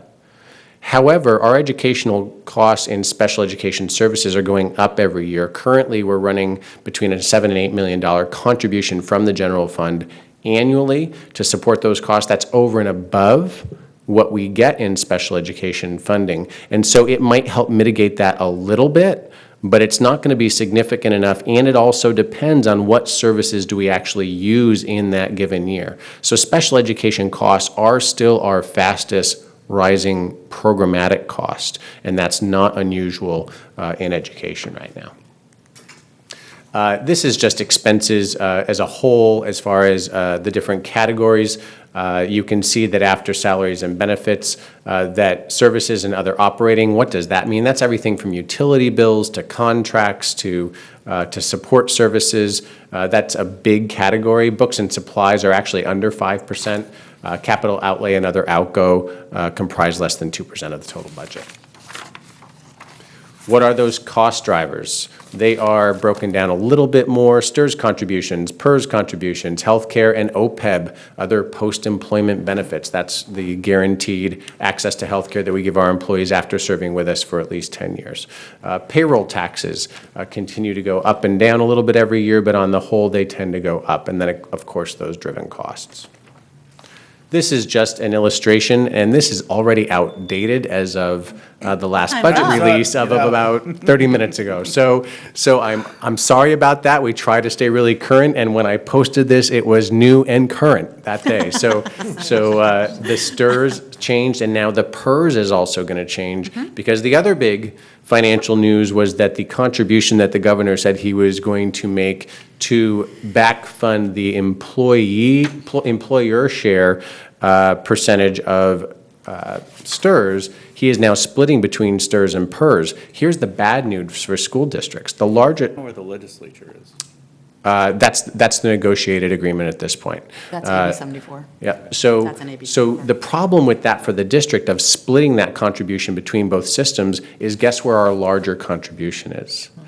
It's in STIRS. by almost 2 to 1. And so what that means is, well, that each percentage goes down about 1 point, the overall cost will now go up because our percentage contribution to STRS is going to go up a little bit because now all that money is not going to one system. So actually that financially will affect us in a little bit of a wash, but a little tiny bit of a negative way. We'll find that out more in the details upon implementation. So what's in your packet? You've received an executive summary, the PowerPoint. You've received every state form as well as our LCFF calculator and the criteria and standards. And of course, you also received the one thing that I said, if we ever never give you anything else, look at the multi-year projection. Of course, we always provide the current year and at least 2 additional years. And we are giving you it in a clear and consistent format so that you always can find the bottom line. And so that will be next after reserve levels. I'm hitting this very specifically because of some other discussion about reserves. So closing out 18-19, we will be doing that through September. The projected ending fund balance, our reserves, we keep 6%. 3% is required by the state, and locally we've required an additional 3%. That currently equates to about $5.6 million. The uncommitted reserve is about $5.4 million right now. Cash in store is about $34,000. That means that our current total reserves are at about $11 million or 11.85%. The average K-12 unified is currently at 16%, so we are a little bit below the average. The reason I point that out is we've talked about putting some of our reserves in some higher yielding areas in the future. I'm starting to look at that. The biggest concern we have with that is not about where we put our reserves, but reserves and cash flow and cash reserves are different things, which I will spend some time with on the board at a future date. And I'm not sure that our cash reserves and cash flow will adequately allow us to put more into an individual investment account, like with PERS or STRS. And the reason is that our cash flow in September, October, or November is the leanest, and we might not be able to make payroll depending upon how much we decide to invest there. So, topic for a future board meeting, but just recognize that our reserves are at 11.85%. Multi-year projections. Baseline assumptions are all those that we've gone over already. They're all repeated here, including negotiated settlements and OPEB. Everything's in the multi-year projections that we're aware of. And here is the multi-year projection. So the number that you're always looking for, of course, is that ending uncommitted fund balance, and where does it lie? And you can see that we are now, this year, projected at that $10.9, almost $11 million in reserves, and that uncommitted fund balance is at 5.4. Notice as we go out, we are projecting to be in a healthy state of reserves now for not just this year, but 3 additional years. I want to stop for a moment, because if you remember back at the beginning of the year, we were going to run a $1.4 million deficit in year and a structural deficit that put those numbers into significant negative in 2 years, not 3 years. And so Superintendent Luna and my colleagues and the community, we all talk about how painful those reductions are, and they were painful. But we did one of the primary functions of administration and a board in doing that painful work, and we are now solvent, not just for 1, not just for 2 years, but for 3 years out. And that is so important. Notice that we are still running a small structural deficit. However, it's a small enough structural deficit that $100,000, that might come out in just people not spending what they have budgeted for discretionary spending in their different departments and programs. So it's almost a balanced budget next year. I also want to point out, you're going to be hearing from our financial advisor talking about bond refunding. It's a small enough bond refunding that I could do the ratings calls by phone instead of having to go down and do my typical dog and pony show in front of all of the different ratings agencies today. We could do it by phone. But they noticed and questioned that just 18 months ago, we were spending $6 million more a year than we were taking in. We have now balanced the budget. The fact that we did that in the first 8 months of this fiscal year, in the manner that we did, with the fidelity that we did, I know it's difficult, but it got us to where we're supposed to be. You don't want to go again? Come on. I'll talk about the future concerns. Okay, so higher volatility in the funding source. Of course, a lot of the revenues that the LCFF model is based on is, of course, based on a good economy. A lot of those payroll taxes, a lot of the additional revenues brought in by the state, they're based on a good economy. We keep getting warned that a good economy only lasts so long, and of course, all of the economic forecasts have been revised. So if you look at the UCLA forecast, if you look at it, our own Department of Finance forecast, they have pushed out that next readjustment, or what would be called maybe a moderate adjustment to the economy. We don't like to use the R word. And they're saying that they're pushing it out into the 20 or possibly 21 fiscal year, depending upon which model you're looking at. But what that means is when that happens, revenues might not remain consistent. They asked us to remind everybody, and they being SSC, that the last time we did that, the state balanced its books by borrowing cash from the school districts, and then the school districts had to go out and borrow cash to meet payroll. And so that's why they want to make sure that we maintain our healthy reserves. Revenue is projected to only grow by COLA. Even with the good news that we've been getting with some of the budgetary news now, it's not going to mean the windfall that we were hoping for when we were hearing about maybe COLA going up by another couple percentage points and money coming in from all of these different areas. It looks at this point to be a very modest impact on the overall budget, maybe not one even rising to the point of 1% of our total budget. Full implementation, this is the only political statement I'll make. Full implementation does not mean adequate funding. Rather, it means that we have now been fully implemented to the target for 13-14. So congratulations, we have gotten to what was promised. We are 5 years behind, and that doesn't include CPI, of course. So that is the budget overview.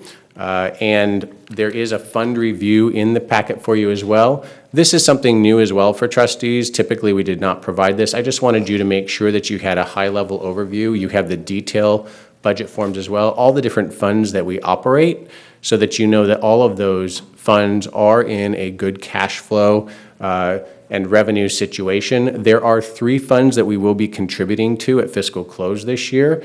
Those are 9, 12, and 13, childhood development, child nutrition services, and which one am I forgetting? Charter. So those are the 3 funds that we'll be contributing to this year out of the general fund to make whole by the end of the year. Next steps, of course, we're going to be closing this year's budget. We officially close the books at the end of this month, but we actually bring you the fiscal close report at the end of September. And of course, we are off as of the next board meeting to a new budget year, pending your adoption. Before we have discussion, we have a public comment from Mr. Don Stauffer.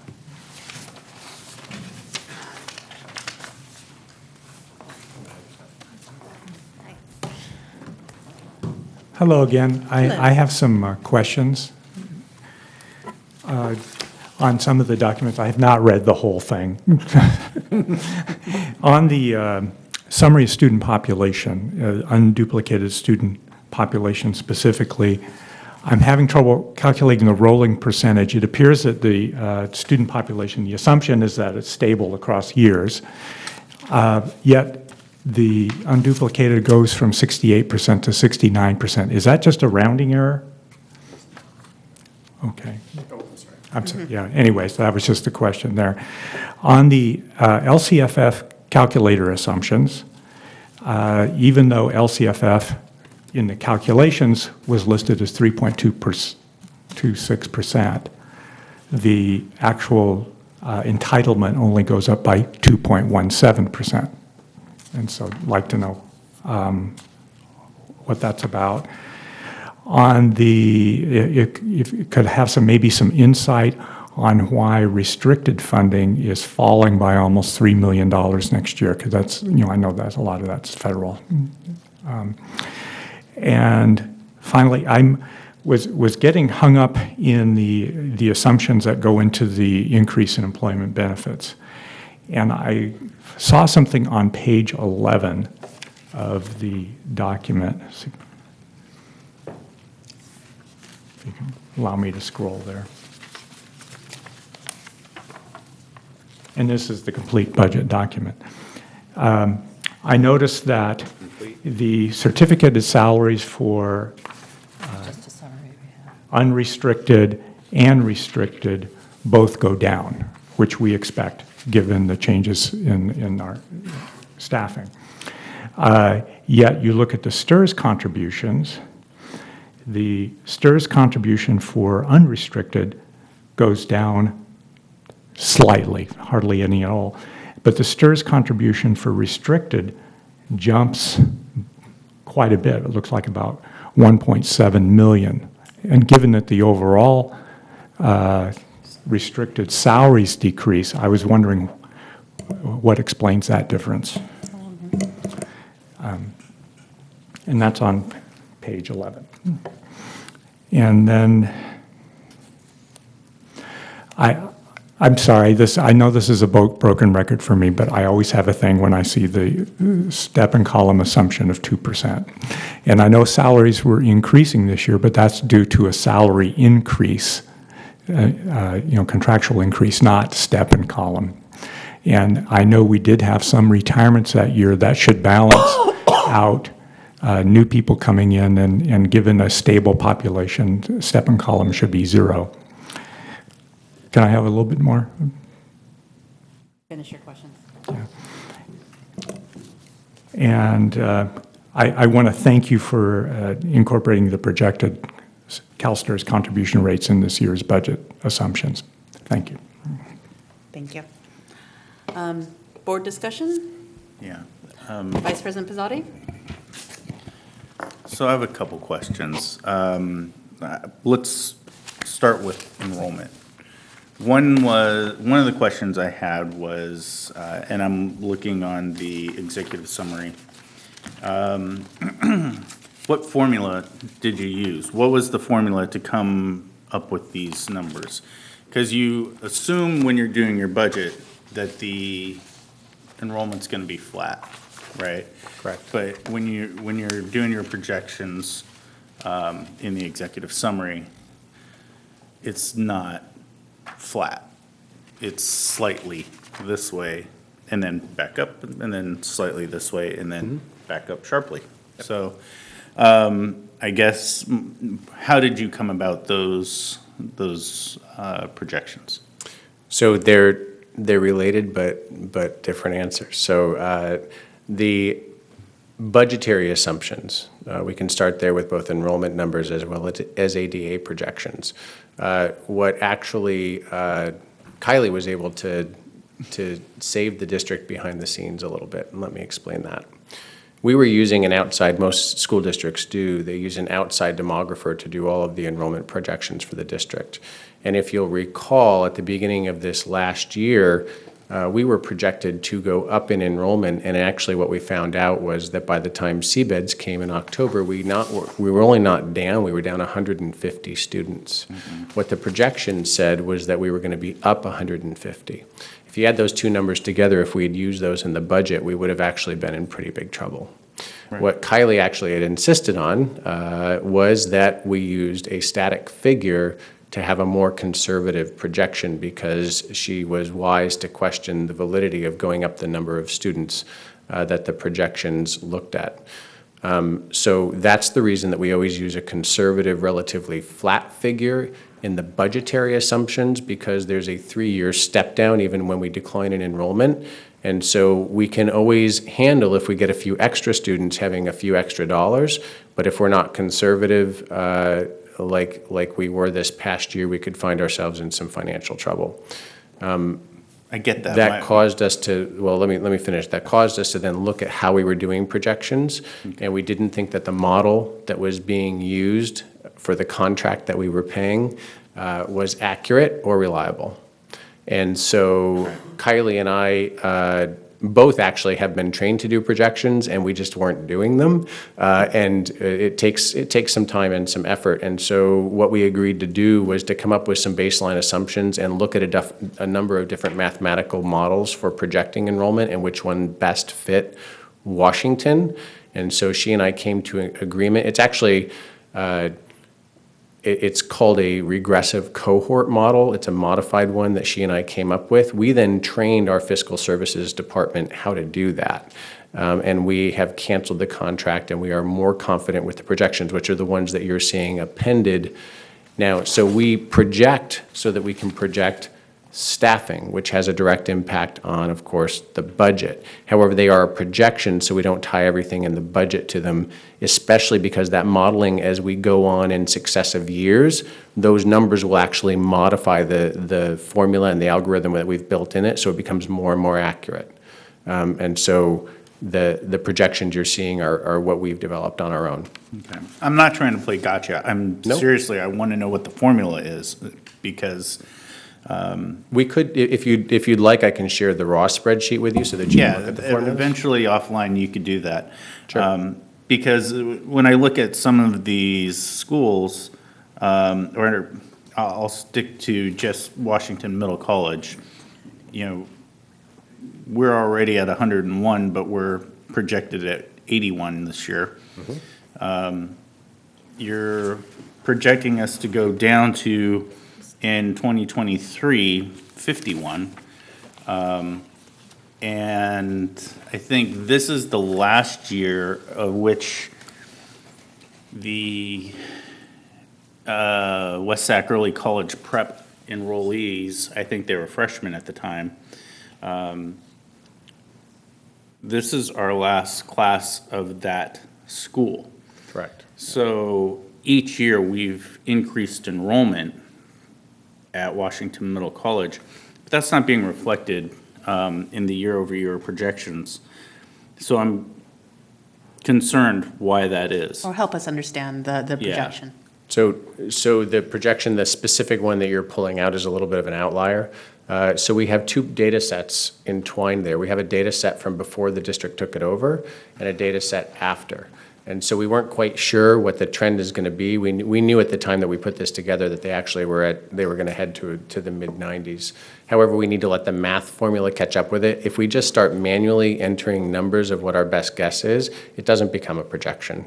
We don't have anything to rely on. So one of the things that we were thinking of doing with that is that we actually start the mathematical progression when we took it over, because the enrollment did dramatically change. What you're seeing is an enrollment projection that reflects the declining enrollment when the charter was failing, inclusive with that number, which then causes the mathematical model to fluctuate more rapidly. So if we just use the couple of years since we've taken it over, it'll probably make it a bit more stable, but also additional years of accurate data make the model more stable. Okay, well, this is like the one school that's actually increasing enrollment that we know from our projections that it says this is definitely going up, right? Well, actually, not from our projections, I should take that back. We know it from actual We enrollment know data, from actual fact. which is that why enrollment and it's going projections are up. different. Yeah, so the projections are actually going up there. But when you look at, the other schools, we're seeing declining enrollment in, many schools, save maybe one or two, and substantial in one. And, I get real concerned when I'm seeing these projections as to, what is the reason why? And I would certainly hope that we would be able to try and narrow down our focus as to the why in some schools we're seeing a decline, so we can maybe produce a product that is competitive with maybe other schools that would make people want to come to our schools more. That's just, an outlier conversation. But when we're talking, about enrollment, that's going to have a big impact on our budget. And I want to make sure that we have fairly accurate numbers. And I understand your need to be conservative. That's your job, and you want us to have a static number. But I don't want us to be so off base that something looks dramatically different than what we get. Just remember that the projections are in there as projections, and they're I separate. get what projections, They're separate yeah. from the modeling used for budgetary ADA projections. Those are two different I models. understand that. Okay. I understand that, but not necessarily everybody is going to see that when they're reading this document at home. So it's a kind of different entity when we're looking at these two things. And then the other thing that I wanted to talk about was the reserve money that we have and the money over and above the reserve. You mentioned that cash flow seems to be a problem in August, September, October. And you said, so maybe the idea of putting some aside in a trust for OPEB and PERS may not be, a grand idea because cash flow is such an issue. I guess my question would be, is it such a problem, is cash flow such a problem that we couldn't budget for those 3 months being lean on cash and set aside the remainder, or at least a chunk, still in a trust? Because the way a trust works is you can turn on the spigot to pay out, for these benefits, and then you're backfilling effectively. You can turn on, that spigot to pay out for the OPEB benefits, and that means there's a reduction to the general fund that has to pay out.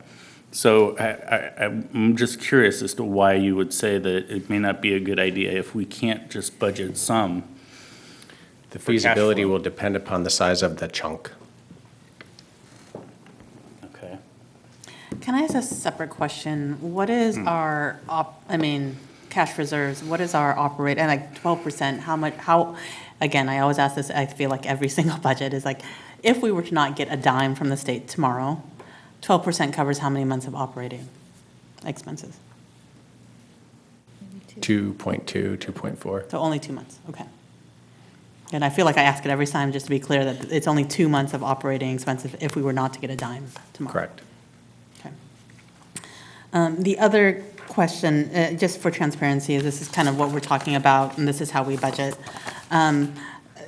So just to help me understand is that, and the public to understand, is that the seabeds is often higher than actually what ADA brings in, right? So, yes. Just for transparency, and again, it's not necessarily, to your point. what CBEDS actually is an comes- enrollment number. ADA is the average number of butts in seats, as the educators would say, that for an average day.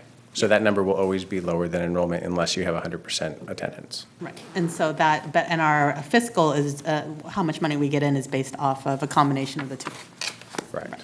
And if we were only to actually budget based off seabeds, we'd probably be a little bit significantly off. Yes. And so your modeling is actually based on butts and seats, this regressive, for the transparency, that's how we're budgeting. We're budgeting in a conservative way because on day one, our seabeds may say something on a point in time, but the reality of it is that we're actually taking a very conservative look at how we're budgeting, which is fiscally responsible.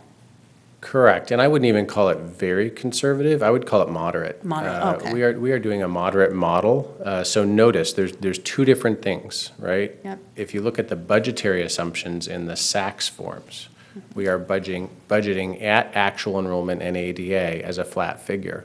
What we're looking at and what I provided the projection for was that one of the future budget concerns are if we happen to go into declining enrollment, right? So it's a separate conversation, but I'm providing the data that we're looking at. So the data is currently saying we're going to stay relatively flat. However, it said we were going to increase this year, and we were down relatively significantly for the size of our district. I believe that we are looking at at least 1 to 2 more years of that, just looking at the local building and school-age children trends. And so actually those projections, I think, are more optimistic even than what we're going to see. Now, how does that affect budget? The assumptions in the budget are conservative and actual, what we're seeing right now. But the projections, we need to start looking in the future to see what are the trends that we can see based on enrollment and how cohorts survive from year to year. That's why they're in there, 2 separate conversations. Cohort survival. Yeah. Meaning that, hopefully we don't lose students over time. Right. Not that they're dying off.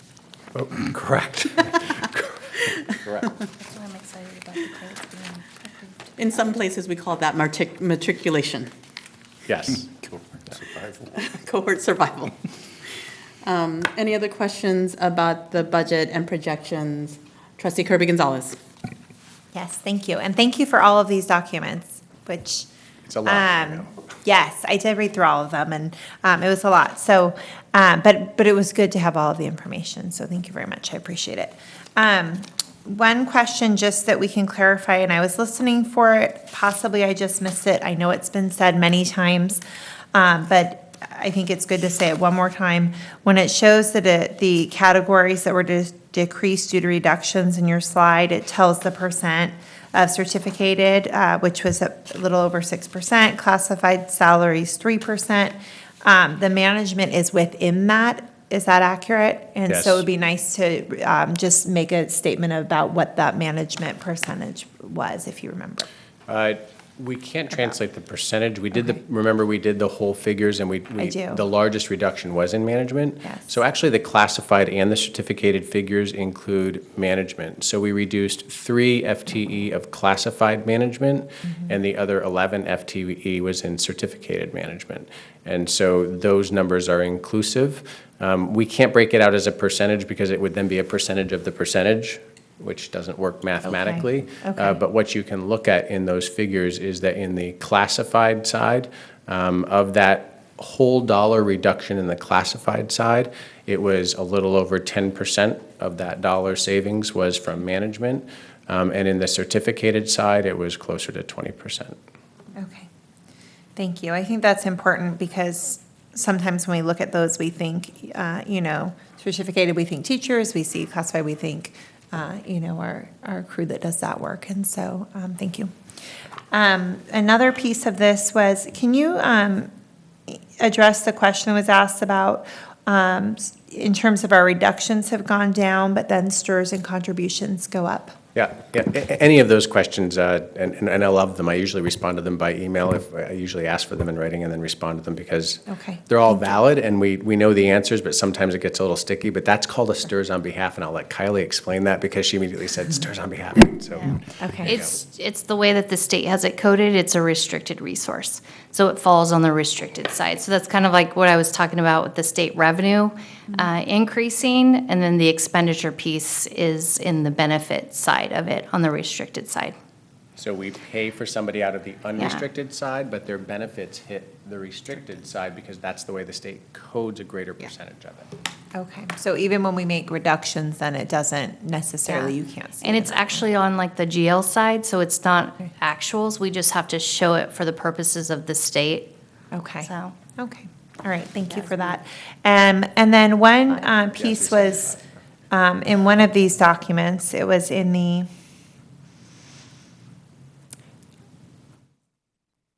sorry, there were a lot of documents. It was in the summary document. And so I just wanted to bring this attention and kind of philosophically say a piece as we move forward in case this becomes more of an ongoing conversation. And it said, consideration of budget priorities must also include the movement of text to electronic media, utilizing a one-to-one initiative. And while technology has a very important place in our classrooms and in what we do, there's also a lot of research in that moving to screens versus textbooks, it's not something that I would just want to jump all in on. So I really just want to be cognizant of it, and that is a direction that we have a lot more conversations about that, and just call that out. Thank you. Trustee Alcala. Just for clarification, under the categories for decreased due to reductions, books and supplies, 34.1, is that because we're just simply using more technology and rather than? So a lot of times, the reason why you see that in the 1920 budget is because the expenditure piece sits in the 1819, and until we close the books and we post the carryover, you see a decrease in that. So that's kind of the area where you see those types of things get decreased. And the second thing that you're seeing in that item is that previously estimates were placed in there as the projected figure, and we were seeing that the estimates were consistently about 20% more than was being expended for an average adoption. And so we actually looked and asked for estimates rather than just putting a placeholder figure, which allowed us to tighten that up by about 20%. Thank you. Real quick question. You said we're going to need some funding. You have 3 categories. One of them was charters. What kind of extra funding are we going to need for charters, and specifically which charters? It's the Washington Middle College. Yeah. So The expenses and then the actual ADA. Okay. So because we took that over and it's now a dependent charter, we receive the funding separately from the rest of our funding, and we're required to account for it separately. And so what that tells you is that we are still needing to make a contribution until the enrollment provides enough revenue that it breaks even. And at this point, we would project that at being, I think we looked at it, it has to be about 200 students before it breaks even. Okay. And currently, how many do we have there? Right now, not projected, enrolled, we have 96. Okay, I believe, is that correct? That's what I looked at the other day, Dr. Parsons. Yep. Vice President Pizzotti. And just so you know too, our projections for the 1920 year, we maintain that flat. So it's with our ADA of our P2 ADA of 1819. So next year could look better when we come back at first interim based off of enrollment numbers and those types of things. We can make that adjustment. It will look better. Vice President Pizzotti. Yeah, okay. So back to Washington Middle College. You said it's going to need about 200 students before it breaks even? I was under the impression that it was revenue neutral at this point. No, it's not revenue neutral. I believe that there was a presentation where we were told that it was revenue neutral. Yeah, We just want clarification about. at least an update. So last year when we closed the books and we talked about our different contributions, that was still a contribution. It's projected to again be a contribution this year. And until it generates the revenue that covers all of its expenses, and then it'll be revenue neutral once the enrollment goes up. I mean, everybody on the board is actually kind Yeah, of that's pondering, not, and we need an update. that's not because what that we was were told. fairly So- recently that the Washington Middle was revenue neutral. Yeah. So just clarification about what the 2 different statements that we were presented would be really helpful at this point. I don't know, clearly, you'd have to go back and talk about why we were provided a statement that it was revenue neutral, and now you're telling us it's not. So we just need to, And that it's 100 short of being revenue neutral? That's Yes. the other part. that unless is somebody the has one. an answer today How as much to do why we- that Right. statement was made to us. I wouldn't say that much. I mean, it's pretty close. It's pretty Ky- close with Kylie our and I are having projections a that we're at right now. sidebar of how many it would actually need, so we Yeah. can look at that again and tell you how much the enrollment would have to hit before it's revenue neutral. At this point, we're still making a contribution this year, correct? Yeah, it's not much, but not as much as we have. in Not the as much past. last year. So you're saying we're still making a contribution for 1920, and then we should be in the clear by 2021? Or before, depending upon what their enrollment does. We'll have to see. Right now, we're still making a contribution. Okay, so before we adopt, I'm sure that's information you can email to the board about clarifying that statement, because again, we were told that Washington Middle was revenue neutral and it projected to be. So, I mean, we're happy to get that in email form, but just wanted to be transparent that we were told it was revenue neutral, now you're telling us not. So, just send us a note once you reconcile those 2 statements. Any other questions from the board? All right, thank you for your presentation. Thank you. Thank you. All right, there are no items for information and discussion. We are actually moving on to action item P1, approval of agreement governing release of personally identifiable student information for the purposes of evaluating success of the Washington Unified School District students participating in the West Sac Home Run Initiative. Superintendent Luna.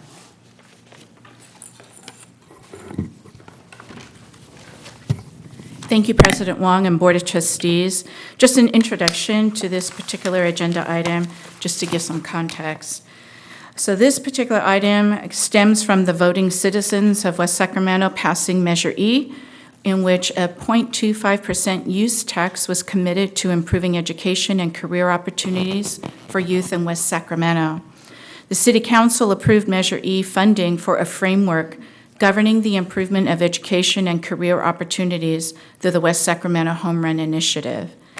Now, this agreement this evening being brought forward is to state the condition under which the city and the Washington Unified School District exchange student information data for the purpose of conducting studies and program evaluation in order to administer student aid programs and improve student achievement that is consistent with the Family Educational Rights and Privacy Act, which is FERPA, of 1974 and the pupil records provisions of the California Education Code.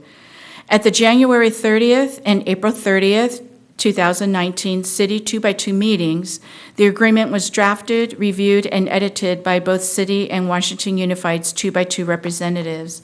Both organizations' legal counsels have since reviewed and edited, ensuring representation consistent with the FERPA and privacy of pupil records provision. In more detail, this agreement provides authority for the district and city to engage in studies and review outcomes and data performing to only the work within the Home Run Initiative. Any scope of studies under this agreement will first be brought to the 2x2 committee for discussion and review first. It is our understanding that preschool data shared will include name, address, and date of birth to ensure the same student is the student that is enrolling in a Washington Unified kindergarten classroom in the Home Run Initiative. At the kindergarten grade, students will then be identified only by a student number and specific performance outcomes. No emails will be shared from the district student information system unless the parent provides permission to the city. The district will continue to provide communications as district communication only. The district and the city have had previous agreements already. In 2006, an MOU was created regarding preschool funding between the city and the district. In 2010 and 11, 2013 and 14, agreements were created for data sharing of preschool students in the district. Before we have discussion, we have Danny Langford. Who desires to make a comment?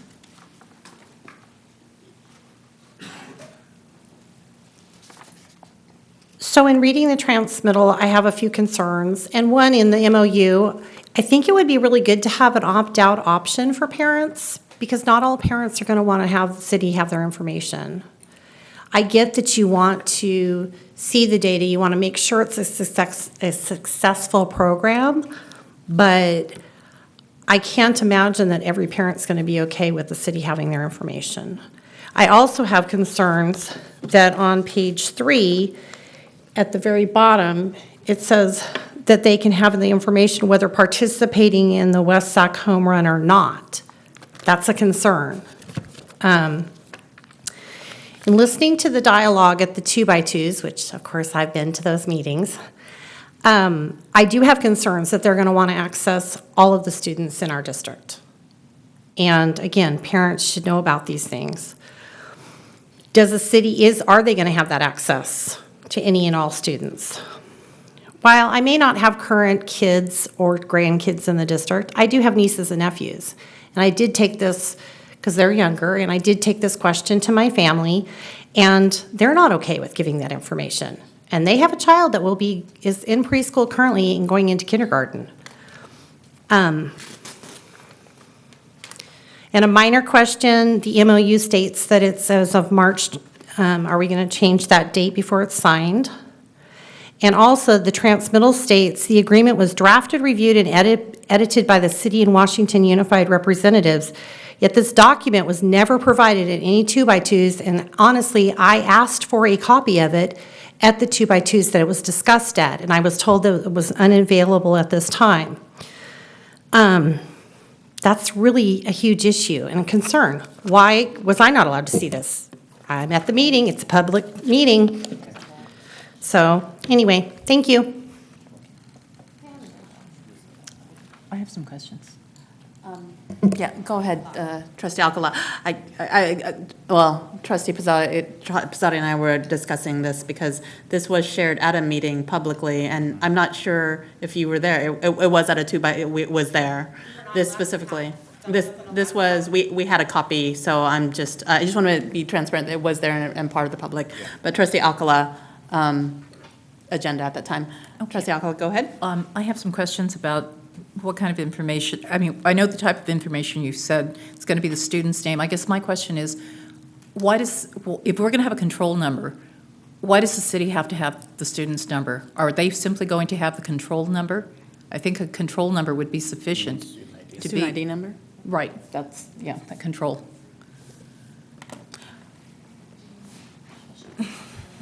Justine and Superintendent Luna, it might be good for you to.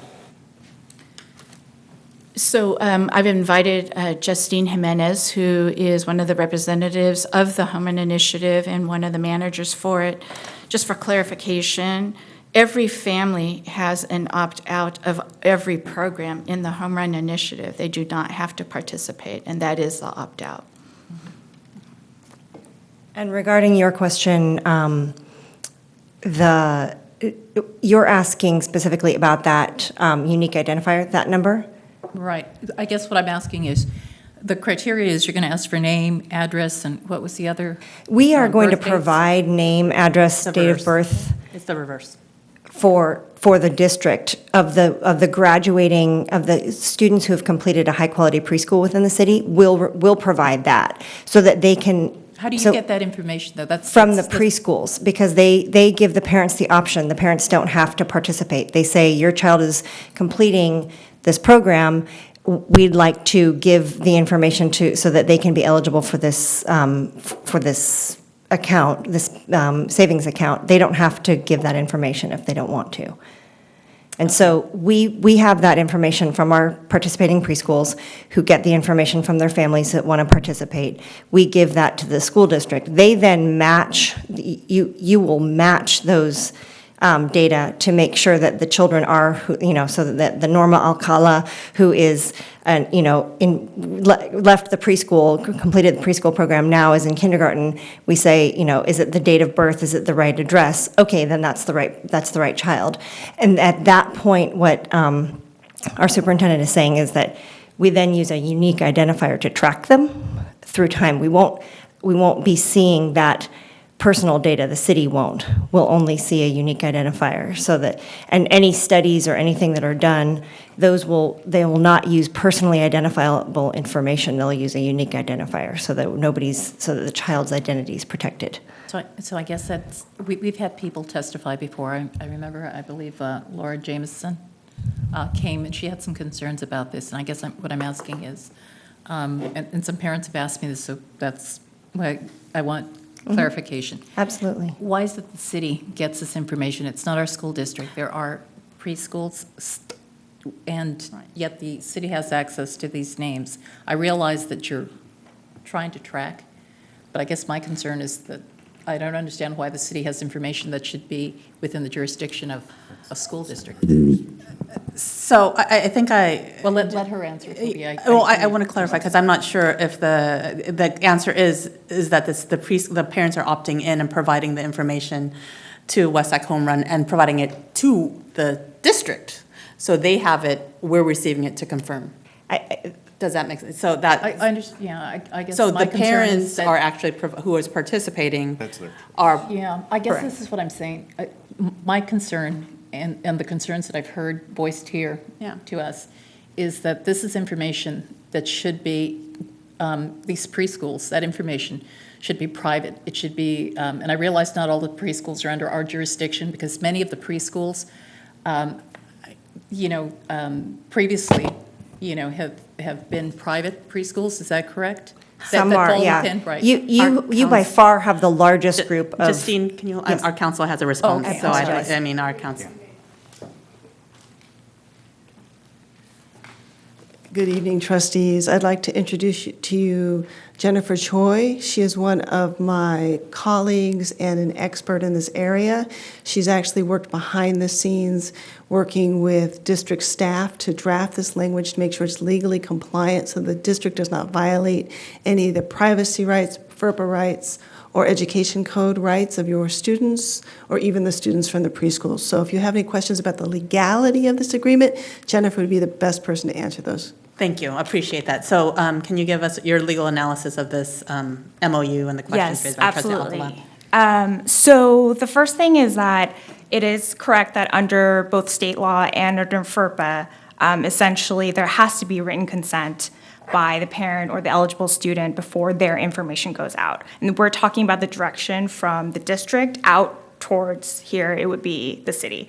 And generally, that's the rule. However, there are several exceptions, and the studies exceptions is one of them. It's under it's 34 CFR 99.31, and essentially it says that if a study is being conducted on behalf of the school district, that information can then, the personally identifiable information can be shared with the outside organization without the consent of the student, of the eligible students or the parents. And so this is why this MOU then falls, this written agreement has been drafted so that it will go ahead and meet that criteria. So what's also important to note here is that under the studies exceptions, there's several different criteria that needs to be met before this information can be shared. And one of them is that there has to be a written agreement between the organizations. And the written agreement itself has to have 4 different things. First, it has to say that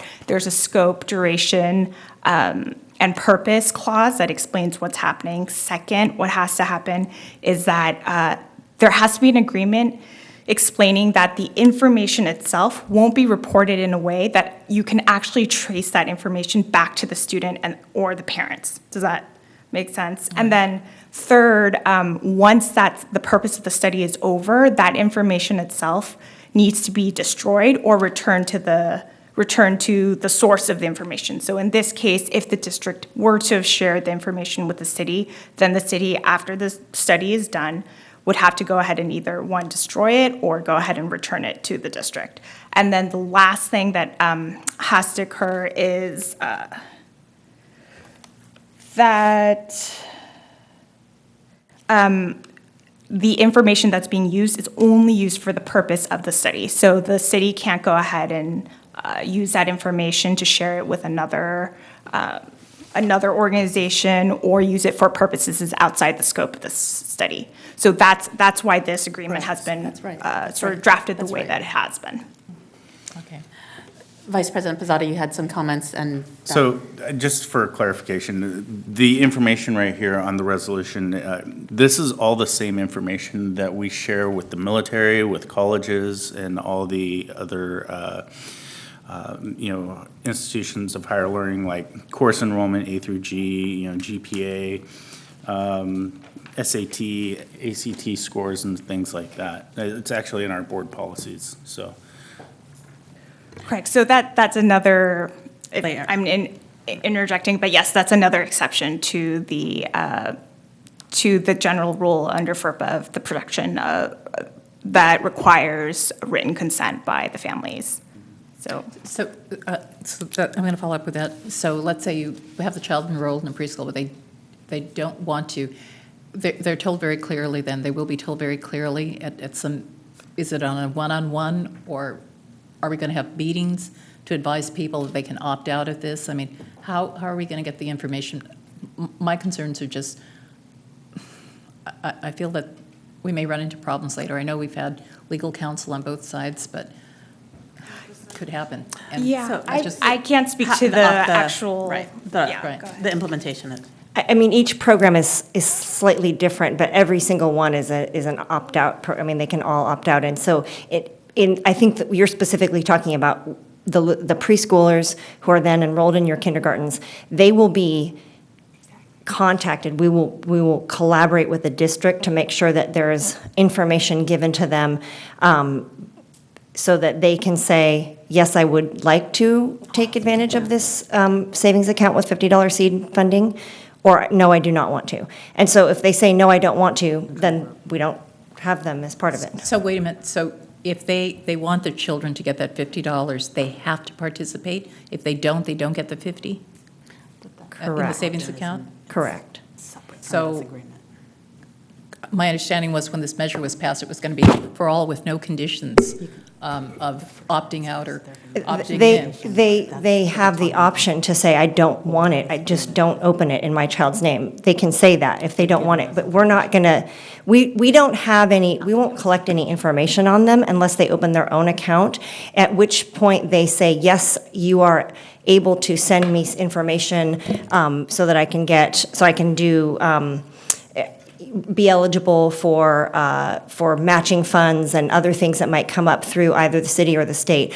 But we're not gonna, essentially, every child is eligible for it. If they don't want it, they don't have to have it. No, that wasn't my question. Let's say they do want it, but they want to opt out. Will they still get the 50? Because my understanding when that initiative was passed, every child, there were no restrictions put on it. If you don't do this, you're not going to get the $50. That's my concern, because the public, in good faith, passed that thinking every child was going to be entitled to a $50 college savings account, and now you're putting a condition on it, and that's another concern that people have raised here. And I'm just, repeating the concerns that I've heard here. I think for if you look at any CSA, they call it CSA, college savings account, anywhere in the nation, and I'm not sure about other countries, but anywhere in the United States, there's always an option to opt out. You don't have to have the account. So it is for every child who qualifies. If they attended a high-quality preschool and then they go enroll in one of your kindergartens, they are eligible for that. But there's always, you can't just open an account for somebody and say, you have to have this. They have to be able to opt out. So that every CSA has an opt-out Yeah, option. I understand that. I guess what my question, and I'll let you say this, is when that initiative was passed, I think everyone thought, regardless of whether you consented or decided to opt out or whatever, every child was going to get it. There was no criteria listed. I remember when people were voting on it, there was no criteria. And I guess that's one of the concerns that I have. I think this could potentially create a situation where that initiative and what we're doing can be challenged legally, so.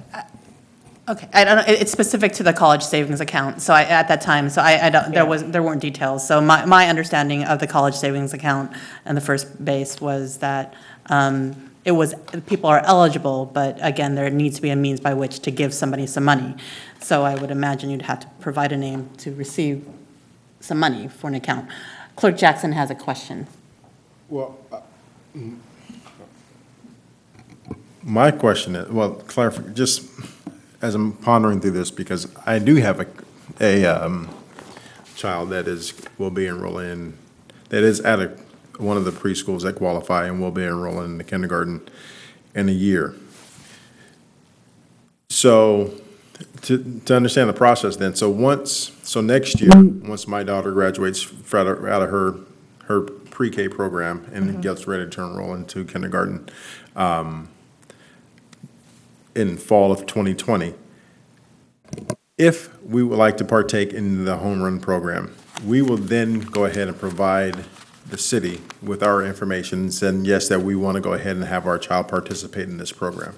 Is that correct? Yeah, I mean, yes, the preschool would say, Right. we're going to provide the city We with would give our information. preschool permission to provide you Yes. guys with that information to be able to open up the account. Correct. Okay, and then once we've done that, then you guys will then provide the information to the district. Correct. And then at that point, that is when the control number will be issued for my daughter. And then from that point forward, that's the only way that she would be tracked or monitored would be by that particular number. But it would not be able to come back to my wife and I or to her.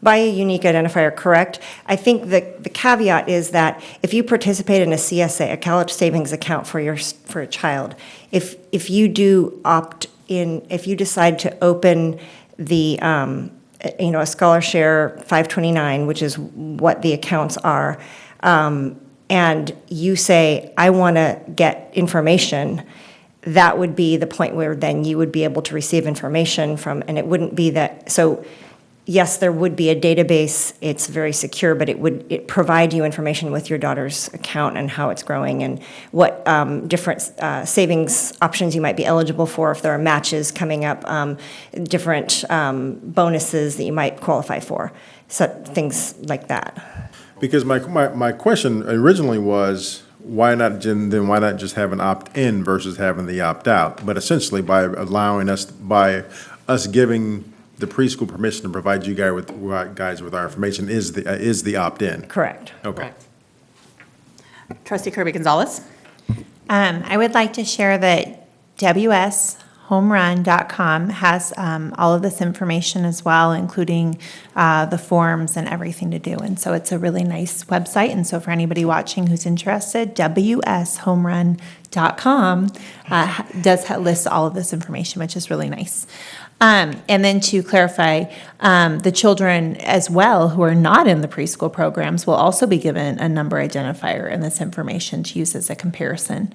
And so I'm thinking back to the Up for WSAC days of the preschools. And do you remember at the peak how many rough estimate preschools there were that were under the umbrella of Up for WSAC? There were about 20 sites and about 28 to 30 classrooms within those sites. Perfect. So my strong recommendation, and maybe it goes to a city 2x2 conversation as well, but as you know, they were high quality. We're throwing out this term right now, high quality preschool, but we have high quality preschools that are not on this website.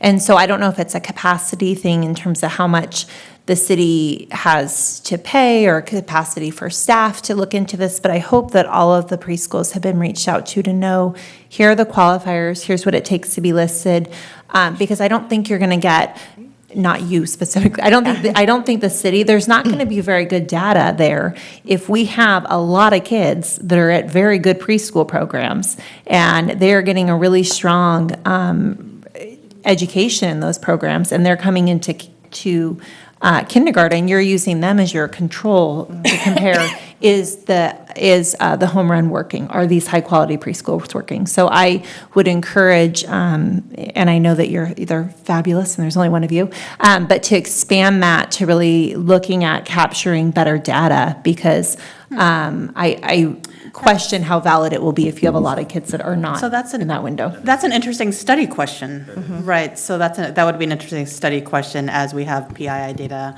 that maybe we know who's part of the WSAC home run process and who's not. So that's actually very interesting. I'm going to bring it back. I mean, we brought up a lot of questions about implementation, which I think are good and great, and I think that hopefully that will provide some transparency. I think I'm going to bring that back to why on the 2x2. I think this is really important to actually evaluate our investment, because we get a lot of questions about Measure E and what's happening with the WSAC home run process. And I think when it first came on board, I was actually the one who's very vocal about how small it was.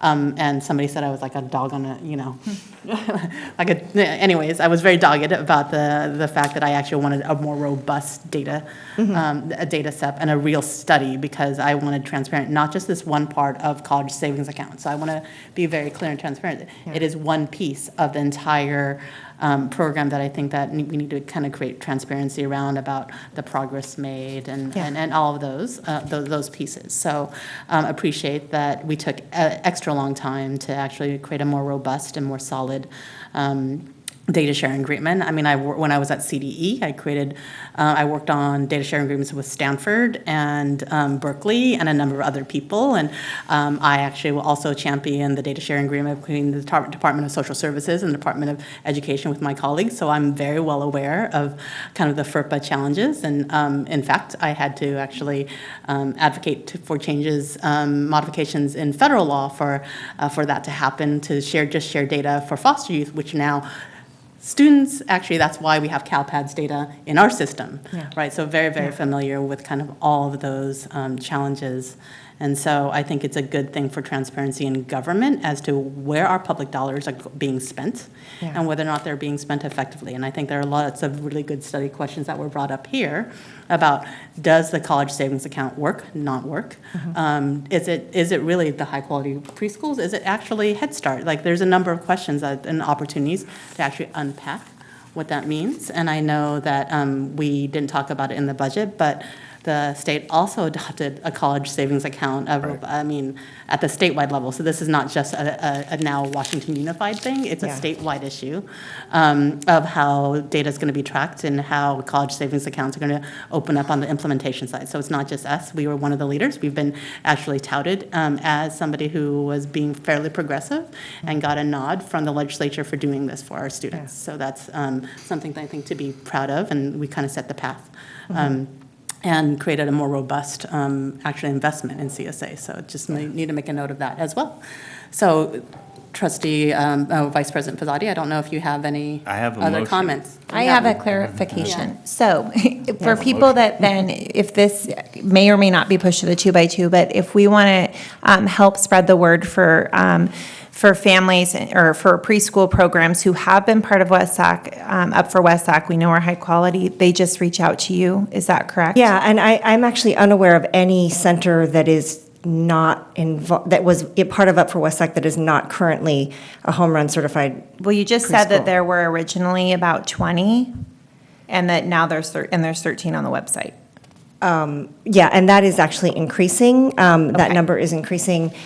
Part of the issue is that the sites that used to exist, some of the Head Start sites have closed, or not closed, but there's been some consolidation. So I don't believe every center in town, except for one, they've all been invited many times to participate, and every center is participating. Family childcare homes have been, as much as possible, we do as much outreach as we can. Anybody who has a preschool program is invited to participate. And we really want to, our goal is to have every family be able to access high-quality preschool in this mixed delivery service of family childcare, preschools that are subsidized and private for pay centers, so that we can make every family have accessible and affordable high-quality preschool. Okay, that's what I was thinking of, our licensed in-home programs. So as a follow-up, is it possible just provide us some data on that process of? Correct. And I think also, like, for instance, the mile preschools, there's 4 of them, but only one has. Not now, maybe in emails. But in emails, precisely, yes. not right now. So on the MOU, yes. So in terms of that piece of the home run, I'm going to kind of bring us back to the MOU. But if you could provide us more information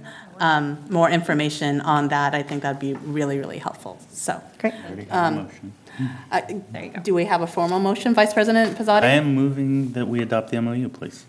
Do I have a second? If not, I will second.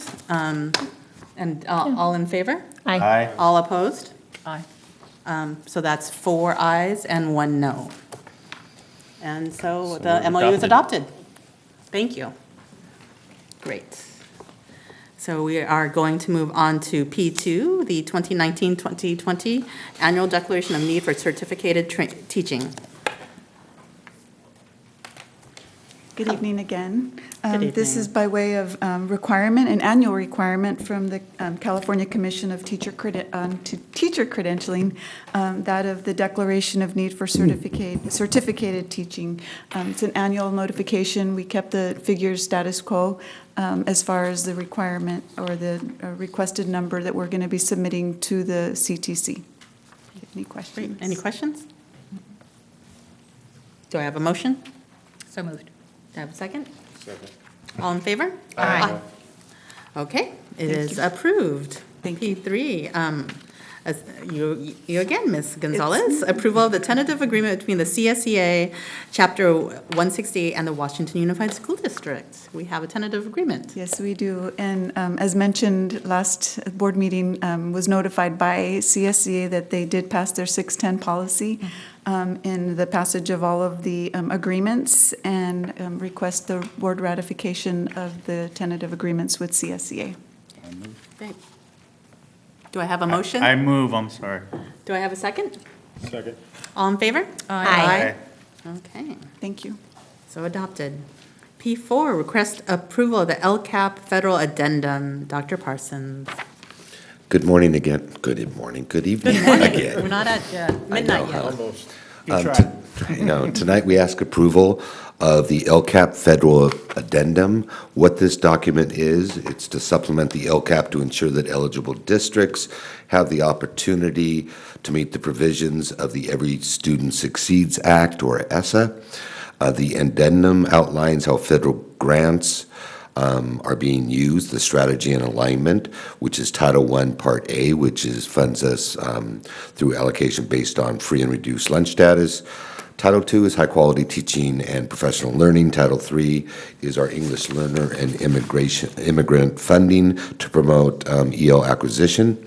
And Title IV to provide all students with a well-funded education used to support visual and performing arts.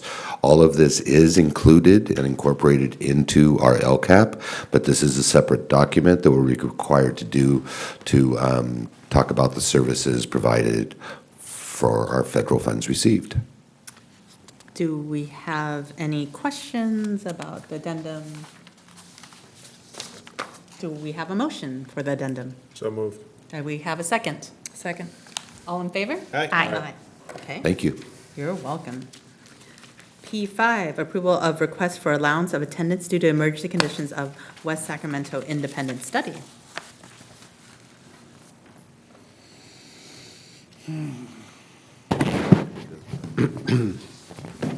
This item is a J13A. This state asked that we resubmit for West Sacramento Independent Study.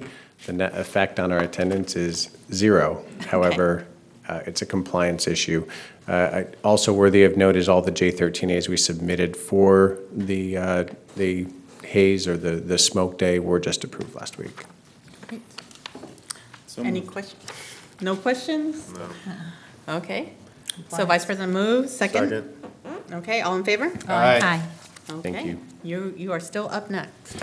We are still up next. So approval of Resolution 18-1936 for the 2019 general obligation refunding bonds.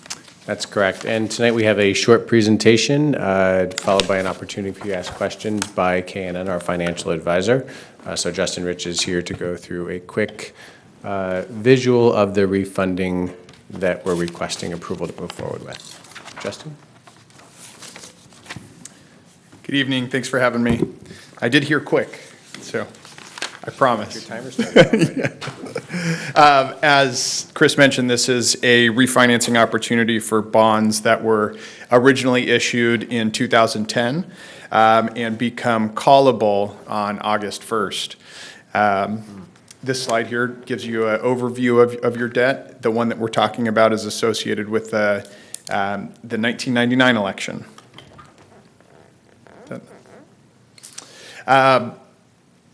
So the reason why we're considering this at this time is that due to the interest rates on the remaining bonds compared to where current interest rates are at, there's an opportunity for the district to save some money. This is similar to refinancing a mortgage. The only caveat to that, I would say, is that there's no change in terms of the length of time. That's going to be exactly the same, so there's no change there. What we consider in our industry as a rule of thumb or a minimum when we would pursue something like this is a minimum savings threshold. I've provided some facts and figures here just about what that would save the district and taxpayers. Generally, we look at a minimum savings of 3%. Savings, and in this case, you're looking at something about 5%. That's $265,000 in total savings, and that's net of all costs. Yeah.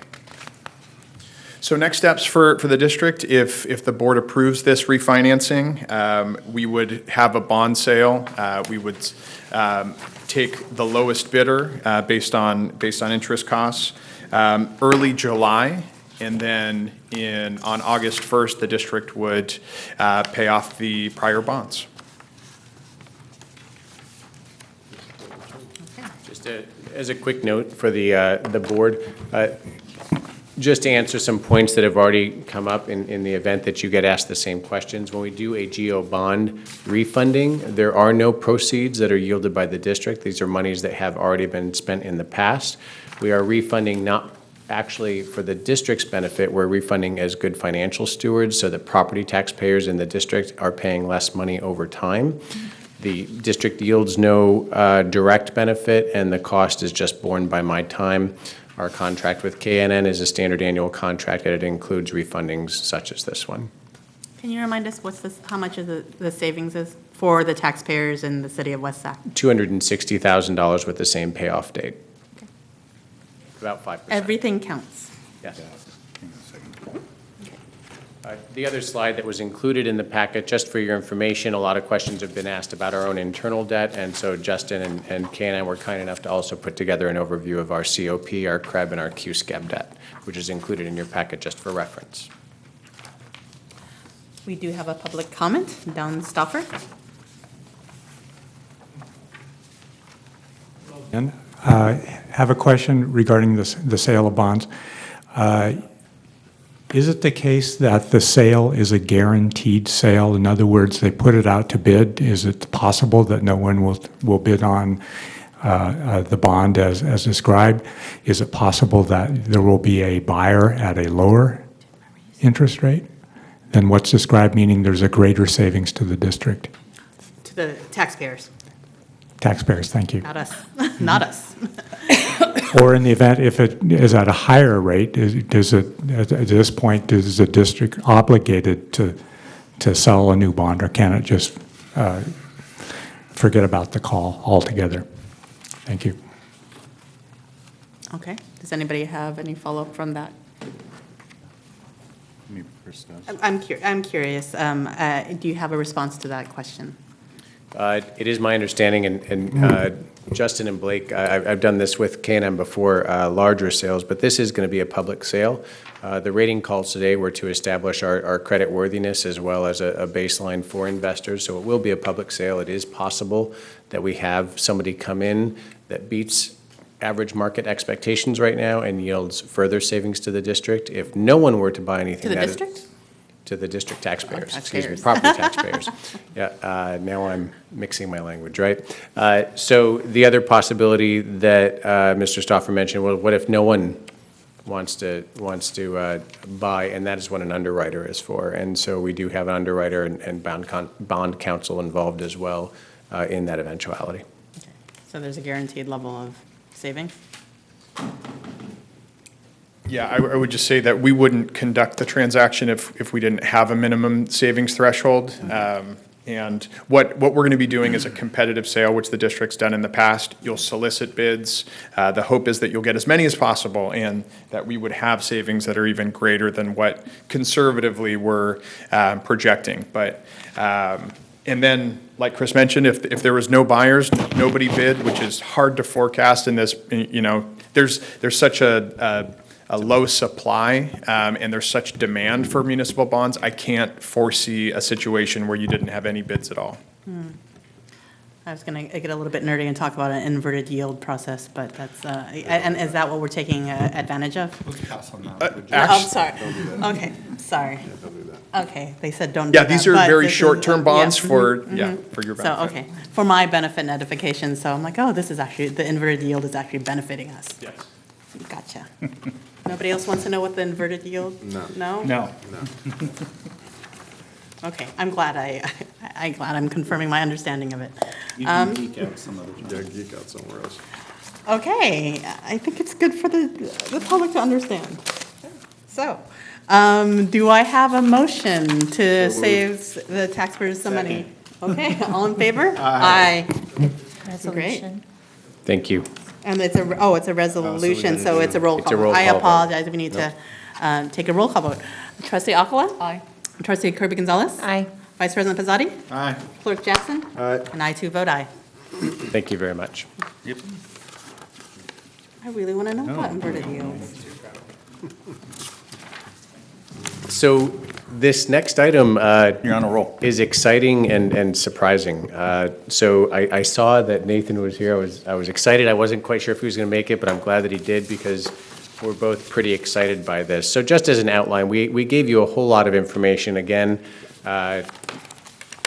Nathan and I have been trying all year, without necessarily mentioning it, that we're writing grants because the state is really encouraging the electrification, oh my goodness, of public fleets, including school bus fleets. Electric school buses right now are good to use as a local fleet.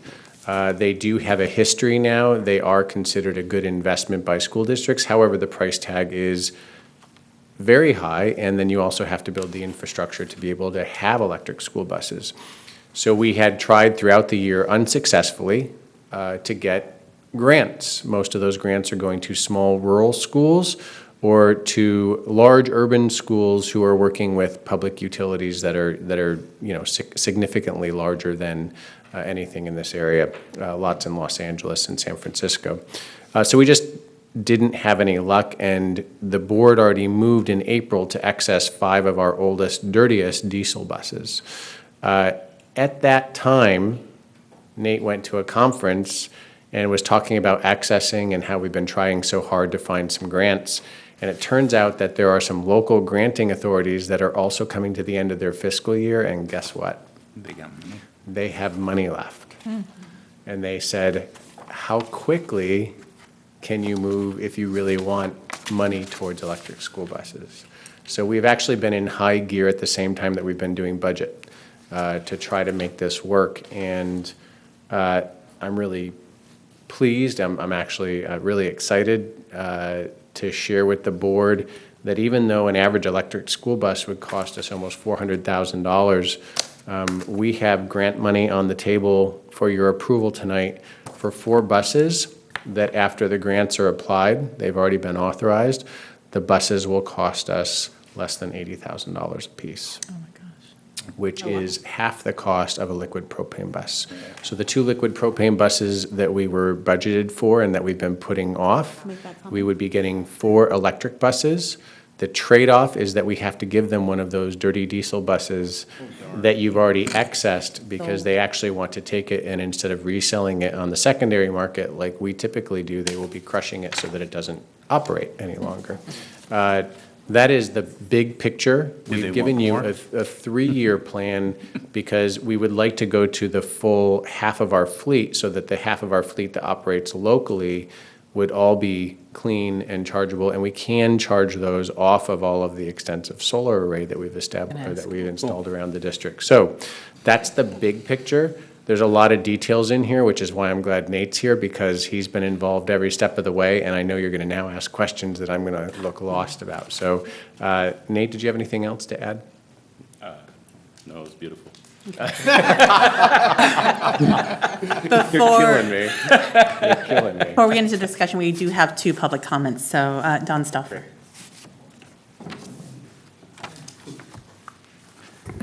Hello. Hello. Actually, I'm excited by this. My primary vehicle has an electric motor drive, and the district needs to understand once one of their drivers gets behind the electric bus, they won't want to go back to the diesel buses. So I do have a couple of questions. There is in the 1920 column there is 2 vans, 8-passenger vans. Are those also electric? I didn't see any description of those beyond that. Also, there's a sheet in there that talks about just the overall cost savings, diesel versus electric. It looked to me like that sheet was put together for a bus that was being operated in Quebec, which is the headquarters of Lion, because I noticed the utility rate was 7 cents a kilowatt hour, and I know residentially it's 3 times that much. And I think, besides the demand rate, I think commercially, I don't know what the school pays is, but probably at least 15, 16 cents a kilowatt hour. Also, do our local buses really travel 20,000 miles a year? That seems like a lot, but 100 miles a day if they're operating 200 days a year. It could be. It's just a question. Anyway, thank you. Field trips. Danny Langford. I feel like I can't see you're behind this computer, so I'm not even sure you're still here. That's fine. I'm up here now. I just have a few concerns because, yes, we're saving money, but it's still a large amount of money. $353,854.76. And I'm curious, does that include our portion of the infrastructure? I realize that we're getting 19,000 back, but does that total number include our portion? Especially when we've had all these budget cuts. I mean, we talk about that all the time, about laying off people. And I realize that electric cars are the big shiny bauble right now, and I'm personally not into that yet. Maybe I will someday, but is it going to be a new fad or is it going to go away? Because electricity, like Dawn said, it costs us crazy amounts of money. So that's a concern I have. And are these grants and money 100% assurances? Because I know that we had money we went for on the Bright Phase 2 or Phase 1, I don't remember, and the $1.5 million we did not get. So my concern is we go into this with best intentions, and if the grant money doesn't come all the way through, is there going to be a problem? And are we going to be stuck with footing the whole bill? Because our budget won't handle that. And I think that is it. There we go. Okay. Board discussion. I have a question. Go ahead, Trustee Alcala. Thank you. I have to tell you, I really like the idea. We have an electric vehicle. It's quiet, and I believe in global warming, so I feel, we're not leaving a carbon footprint.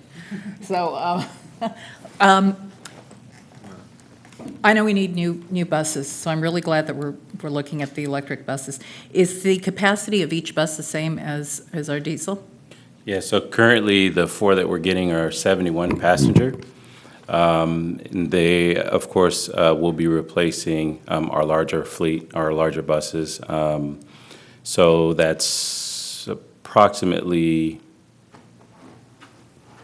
10 elementary students less than what our normal buses hold. Yeah, and one of the things I was going to ask, because I know we have a lot of solar panels, so that was good.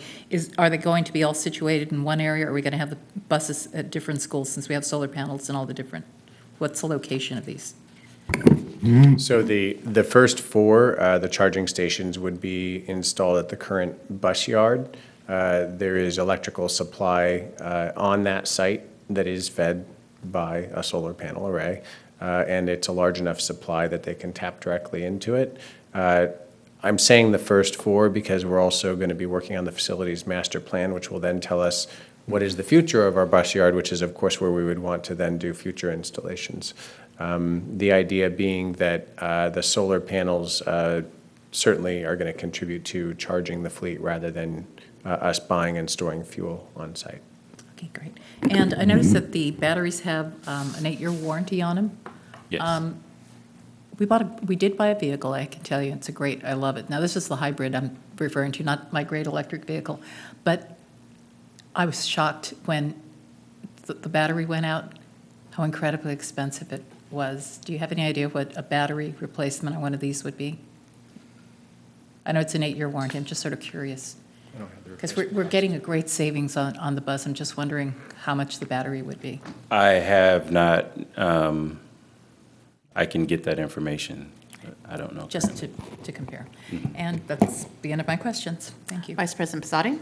Yeah, I just wanted to commend you, Nate, for reaching out and finding money. I mean, it's always great when you can go out and, get money, and we never want to leave money on the table when it's, for a great cause like this. So I just wanted to commend you for that.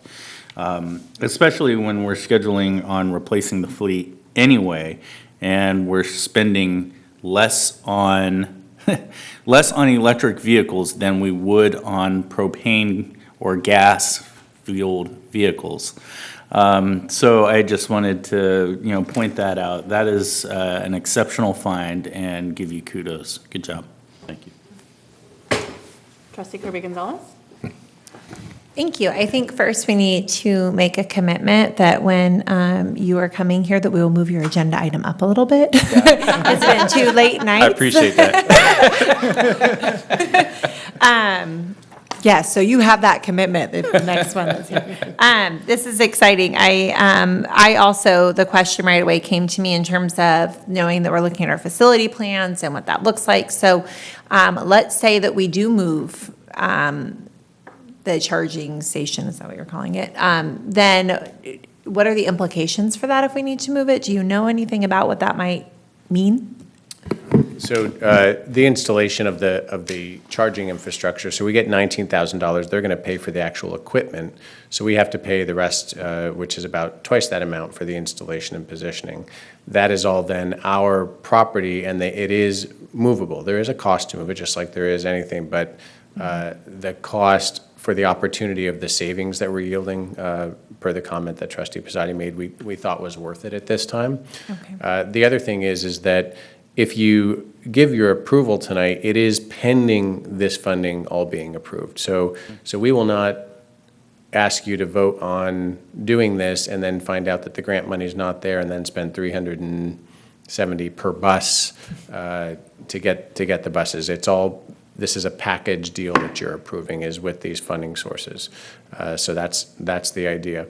The reason we also did a 3-year plan is that the Air Quality Board and HVIP are so excited to partner with our school district because of our proximity to Sacramento and us being interested in this before anybody else right in this area. Twin Rivers is all over it. That's actually, we got some out of that pipeline because I think they weren't moving as quickly, but they're trying to electrify their whole fleet as well, which is why we thought we just weren't going to get anything. Electrifying. Yes. And so we're excited about that, and they're so excited about it that somebody else besides Twin Rivers is getting involved, that they're saying that they will try to partner with us the whole way, which is also very exciting, because that means that we could get these savings over and over again as we electrify the fleet. And then are the buses also, or the vans, sorry, also electric? So currently, they are not. The price of the vans, there's no real grants out there funding for that currently that I could find.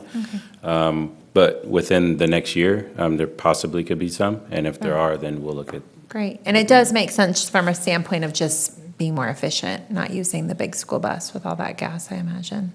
It's also become an issue for us with drivers.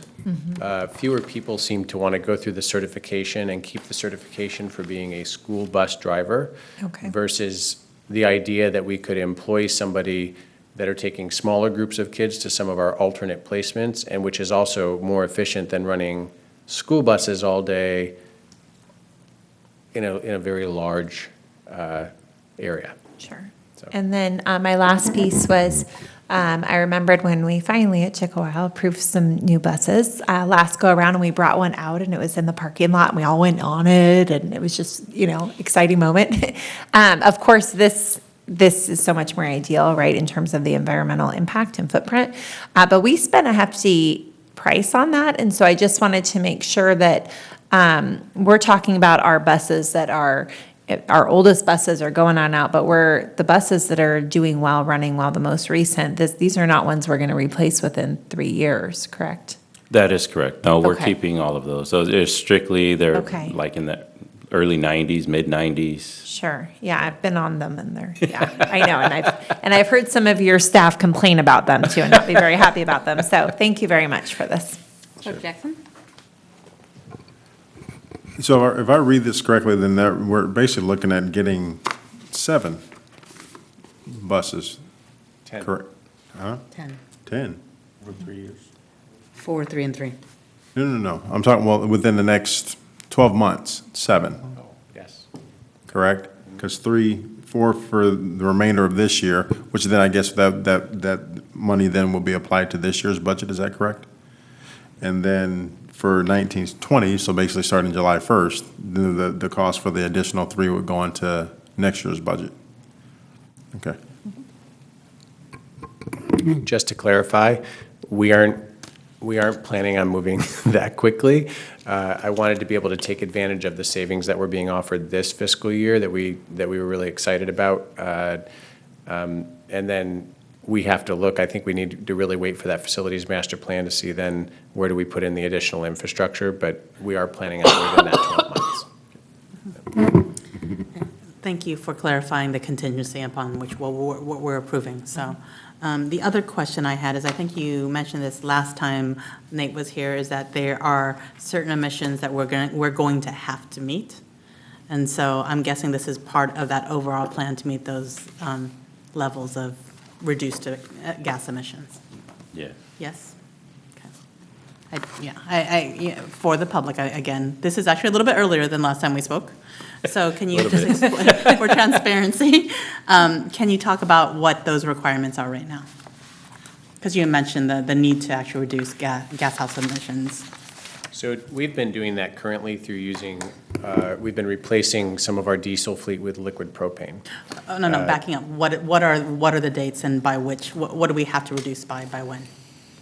Those haven't actually been decided yet. Yeah. This year, it was being floated to make it mandatory to have schools within 10 years have all-electric fleets, which you can imagine the reaction to that since no one has any right now.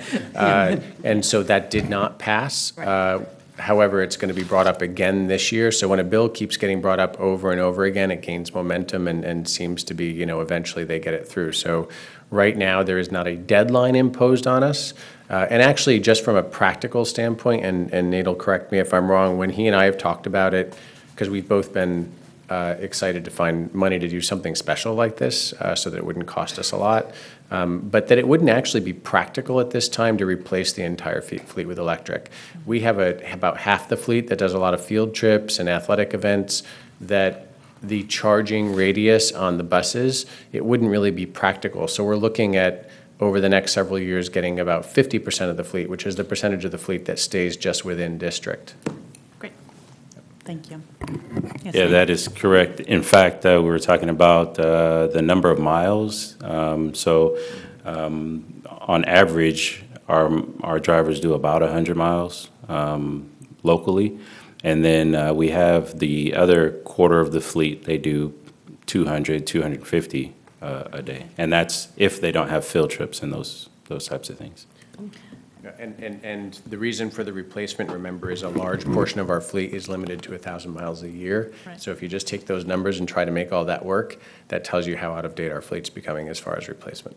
So I have a question real quick. Yes, Trustee Alcala. I bought a Spark, and I only get it's an electric, but it's great, but only 80 miles. My daughter, on the other hand, bought another, I forget what the make is. It goes 280, which is a big difference. What does one of these buses cover? So currently, we're charge. purchasing 125 mile. We would like to purchase the 125 mile, which after the use of air conditioning, wheelchairs, lights, they get about 100 miles. They're charging, they will be able to fully charge after their AM in about 2 to 3 hours. Wow. It's impressive. Well, Thank you. thank you. So I appreciate all the efficiencies that you're bringing to us between the last board meeting and this one. And hopefully, we'll make your jobs and your lives a little bit easier. So do I have any other questions, first of all, or statements? Do I have a motion? So moved. Do I have a second? Second. All in favor? Aye. Aye. This is okay, Thank you. welcome. Where are you going, Chris? You again, the portables, so approval of the purchase of 6 portables currently under lease at Oh. Bridgeway Island. This was one of those unanticipated things. So as I go through expenses, just to make sure that everything looks reasonable, probably more so than a lot of folks do at the granularity that I do, I was talking to Kylie and one of our great fiscal analysts that's really an up-and-comer, his name is Billy Dubba, about anything that we're seeing, and we kept talking about portables, and we got a little confused because we thought that we owned a whole lot of portables, and we do. Turns out we're still renting 6 of them, and that the annual lease cost has by far at this point exceeded what the purchase cost would have been, and that all 6 are at Bridgeway Island. They are all fully utilized. They are all still in good condition. And even with the facilities master plan, we wouldn't be looking at replacement or changing of that for the next 3 to 6 years. And so if you look at what it would cost us to purchase them versus continuing to lease them, it does not make financial sense to continue the lease, but to purchase them outright. So I'm requesting that the board approve the purchase of the 6 portables. The details of that purchase are attached because it just saves us in 2 years. It'll save us the cost of the purchase by not paying the lease any longer. Any discussion? No, it sounds good. I just one question. You mentioned Chris, that we were getting rid of some portables. Has that purchase gone through? One of the schools was going to buy them. So the 9 portables, the old portables that were being purchased by the company down south, which the initials are MIT, and I don't remember anymore what it stands for. It just sort of stood out to me. They are continuing with that. We're writing a contract right now after your approval that covers things like liquidated damages if they don't get them in time or if they cause any damages. So I'm working on that. They are supposed to have them all off-site in July. Now, the reason for why would we be buying portables if we have 9 that we're getting rid of? So remember, of the 9 that we're getting rid of, 5 of them had already been scheduled for demolition. They're beyond service unless we retrofit them. Those are the ones at the Fallbrook campus, which we're reconstructing as the Westmore Oaks campus. One is at the district office site and is going to be vacant because we are building a permanent spot for the TAL, the Transition to Adult Learning classroom at the YOLO High School campus. And we're also taking the other TAL class out of the leased space in a local house, and they will be housed on our campus now. And then the others are being used for old furniture storage, or were being used for old furniture storage at YOLO. So we have a lot of portables, and there's 9 right there that I just listed that we aren't using. They're empty, they're dilapidated, and to refurbish them comes at a cost of between $60,000 and $100,000. To remove them comes at a significant cost. So we were actually saving money and having somebody remove them for us and purchase this. It's not a lot of money, but it recaptures some of those funds. So for example, it sounds theoretically great to let's pick this one up from the district office and move it down to Bridgeway and have them pick up their leased one. The cost of that would exceed what we're doing to purchase. Okay, thank you. Mm-hmm. Vice President Pizzotti. Yeah, so what you were just talking about has nothing to do with the 6 portables at Bridgeway Island, right? No, but I think the question that was being begged was, well, why aren't you just moving these, the 9 that you were selling to another company down to the 6 at Bridgeway, and it's not cost effective, is the short answer. No, actually, no, the only reason I was wondering is if we'd already gotten the money, which Oh. is great, it would be Not yet. great. And, okay. Okay. July 15th is the pickup date. All right. Okay. And with that, I would make a motion. Okay. Do I have a second? Second. All in favor? Aye. Thank you. You're welcome. Board Governance Q1, second read and approval of the board policy NARs 5148.2, before and after school programs. Amber Lee. Good evening again. Good evening. So per the ACES After School Education and Safety grant requirements, every year, students need to apply or reapply and will be chosen based on Ed Code requirements and any prioritization outlined in our district program plan and lottery. No student is allowed to be automatically re-enrolled every year. WSD longstanding practice has been to pre-enroll ongoing students. After the May 23rd, 2019 board meeting discussion, our district's ACES program plan has been changed to reflect these requirements. The Educational Services Department is respectfully requesting revision to Administrative Regulation 5148.2 to reflect this change. Changes to this practice will be implemented starting January 2020 for the 2020-21 school year. Do you want any discussion? It's all one line, right? I mean, again. Board- It's one sentence. Yes, yes. I mean, discussion, I ask at every item. Yeah. Any comments, discussion? Not on this. Any motion? So move. No Second. second. All in favor? Aye. Okay. Moving on. For the record, Vice President Pizzotti does not want to hog all the motions.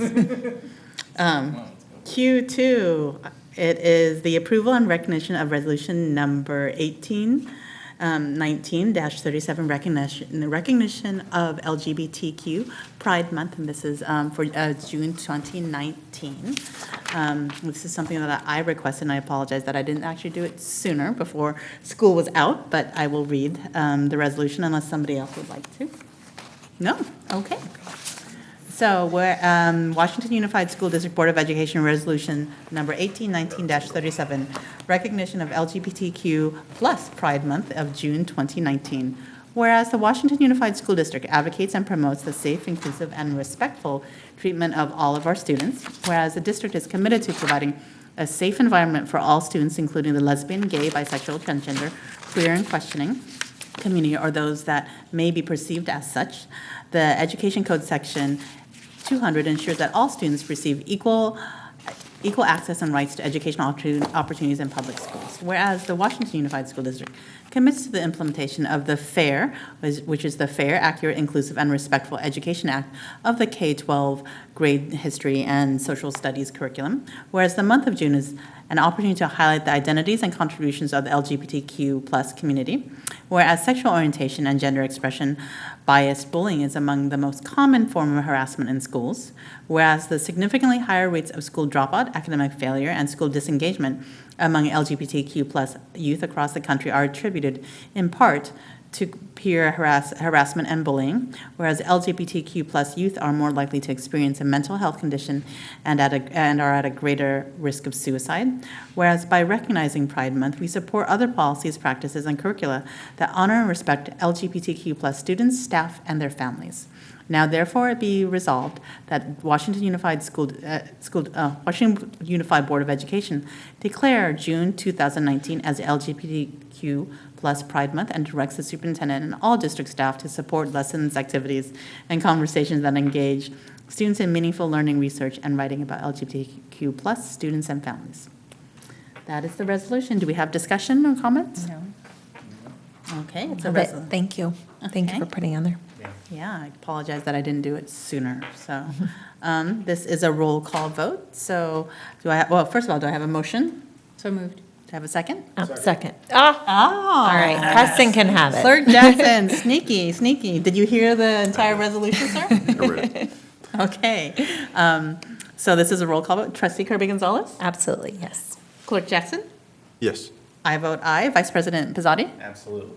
Trustee Alcala? Aye. Excellent. So the resolution is adopted. Now on to board and superintendent comments. Trustee Alcala? Just congratulations to all our graduates.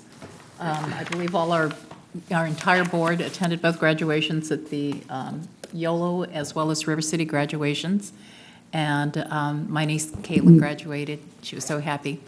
And it's always wonderful to see our students, just taking that first footstep out. So thank you to our teachers and parents, for entrusting them to us. Thank you. That's all. Thank you. Trustee Kirby Gonzalez?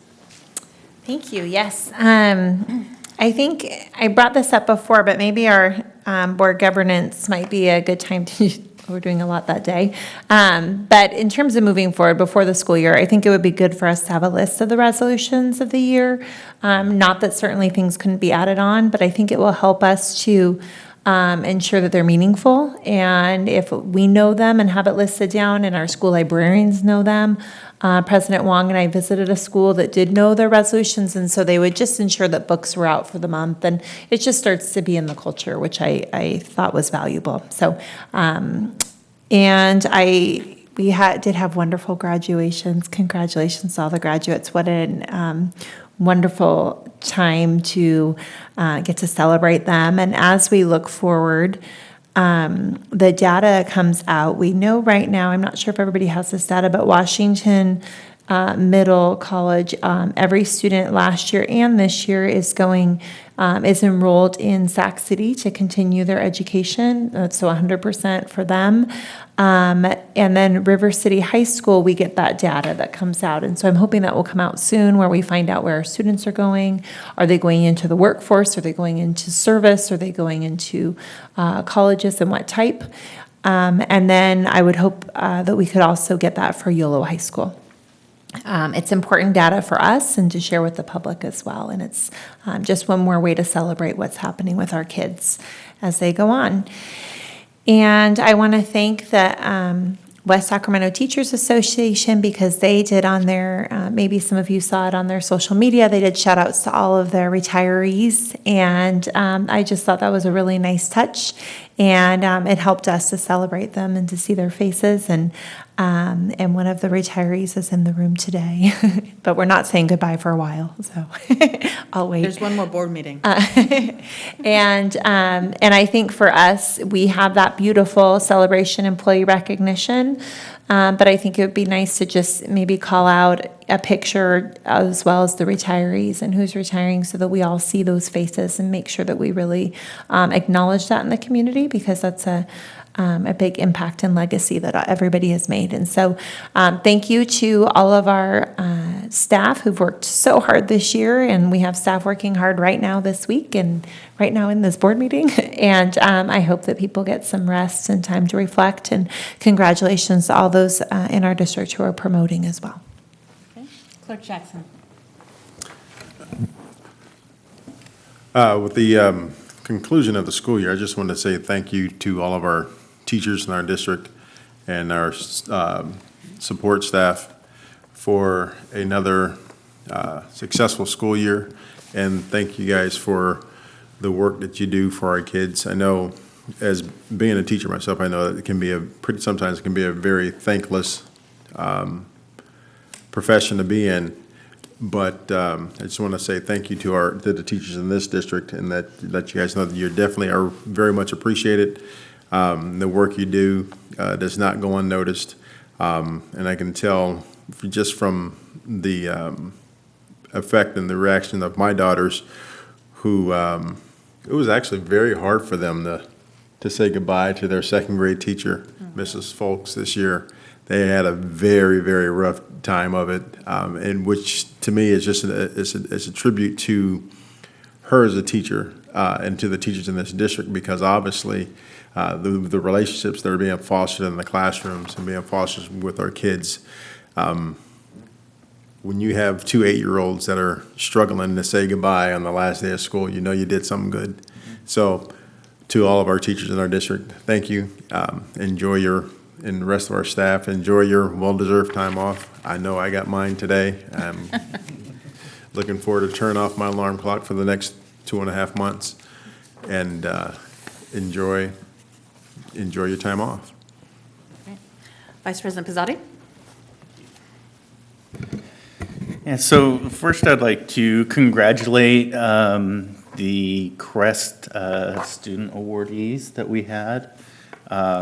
Yeah, we're very proud of them. They all did incredibly well, and I just wanted to say good job, little guys and gals. You guys did a good job, and especially seeing such an enthusiastic, bunch of kids that are interested in science and technology and engineering. It's just fabulous. That's absolutely fabulous.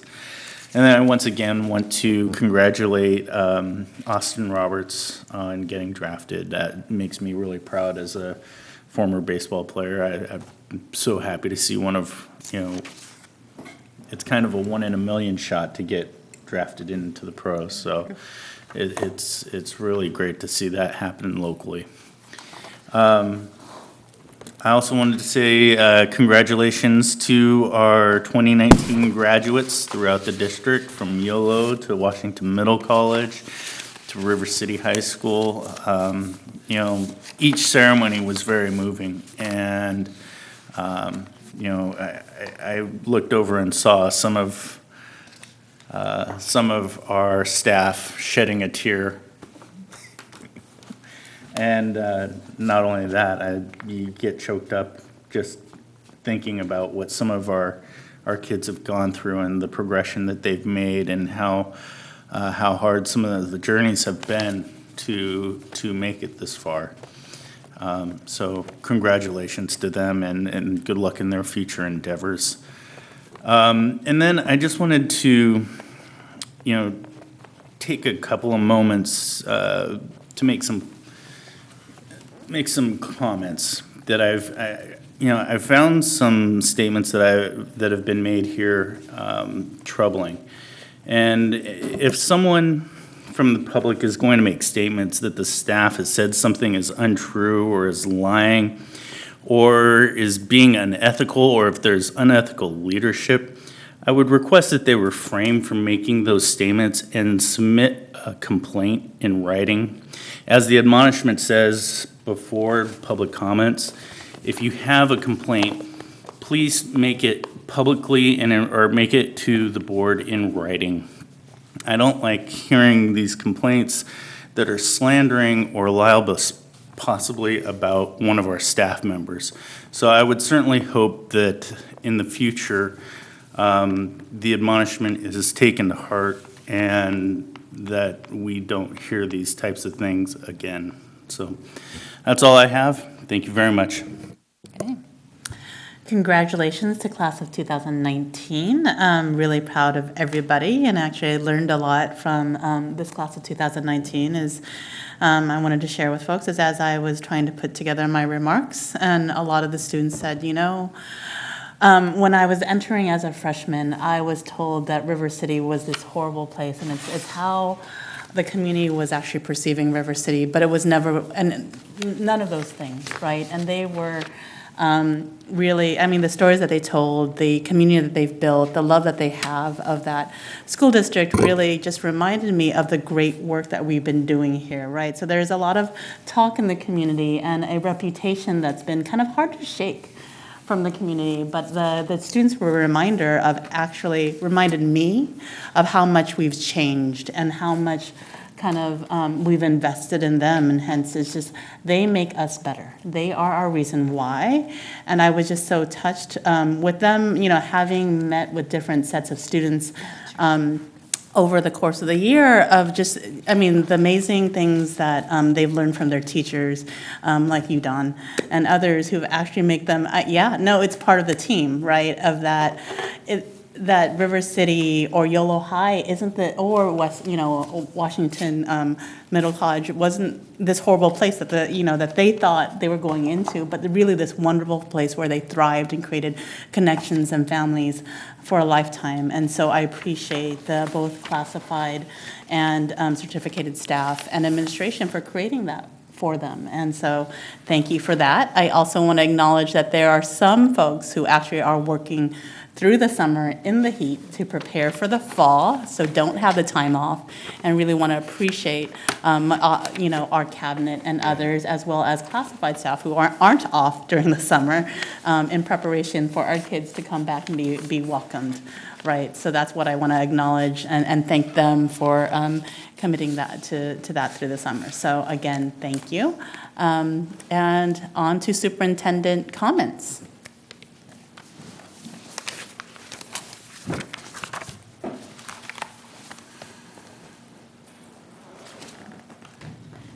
Thank you, President Wong and Board of Trustees. I don't have a PowerPoint this evening, but if I can just take a few minutes during my update to provide some information.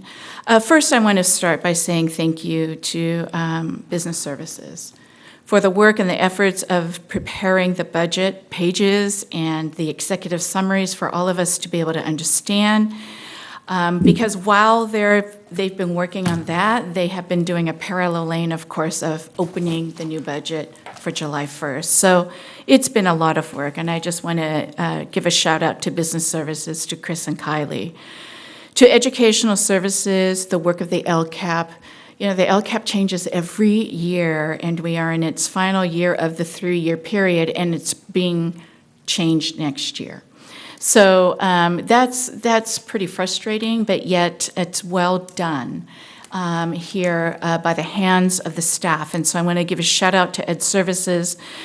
Our district office has been very full this week. We have had tons of teachers and administrators working hard. And so I want to just thank everybody for working hard on that. Human Resources has been literally running. They're running because they are working feverishly to ensure the correct staffing shifts and the filling of any vacancies. So I want to thank all of my staff for that. The second thing I would like to do for the public is to clarify accurate information. So be assured, in 2015, our classrooms were using 1999 curriculum, which was Houghton Mifflin. It was adopted by the CDE in 1999, and that's the reference for it. It was used during the No Child Left Behind period. We had those in our classrooms, and teachers were using it because they didn't have any other resources. So this board and former trustees as well adopted new curriculum that were more aligned to Common Core. So that's for clarity. In terms of technology, we've always been upgrading this entire time. Our former technology director did a lot of upgrading. We're currently still doing upgrading. So we are trying to progress and be innovative moving forward. The third thing for the public, because I'm sure somebody can post this on the West Sacramento discussion board to give clarity. The public comments in regards to contract services regarding Dr. Mary Hopewell. We are in the industry of education.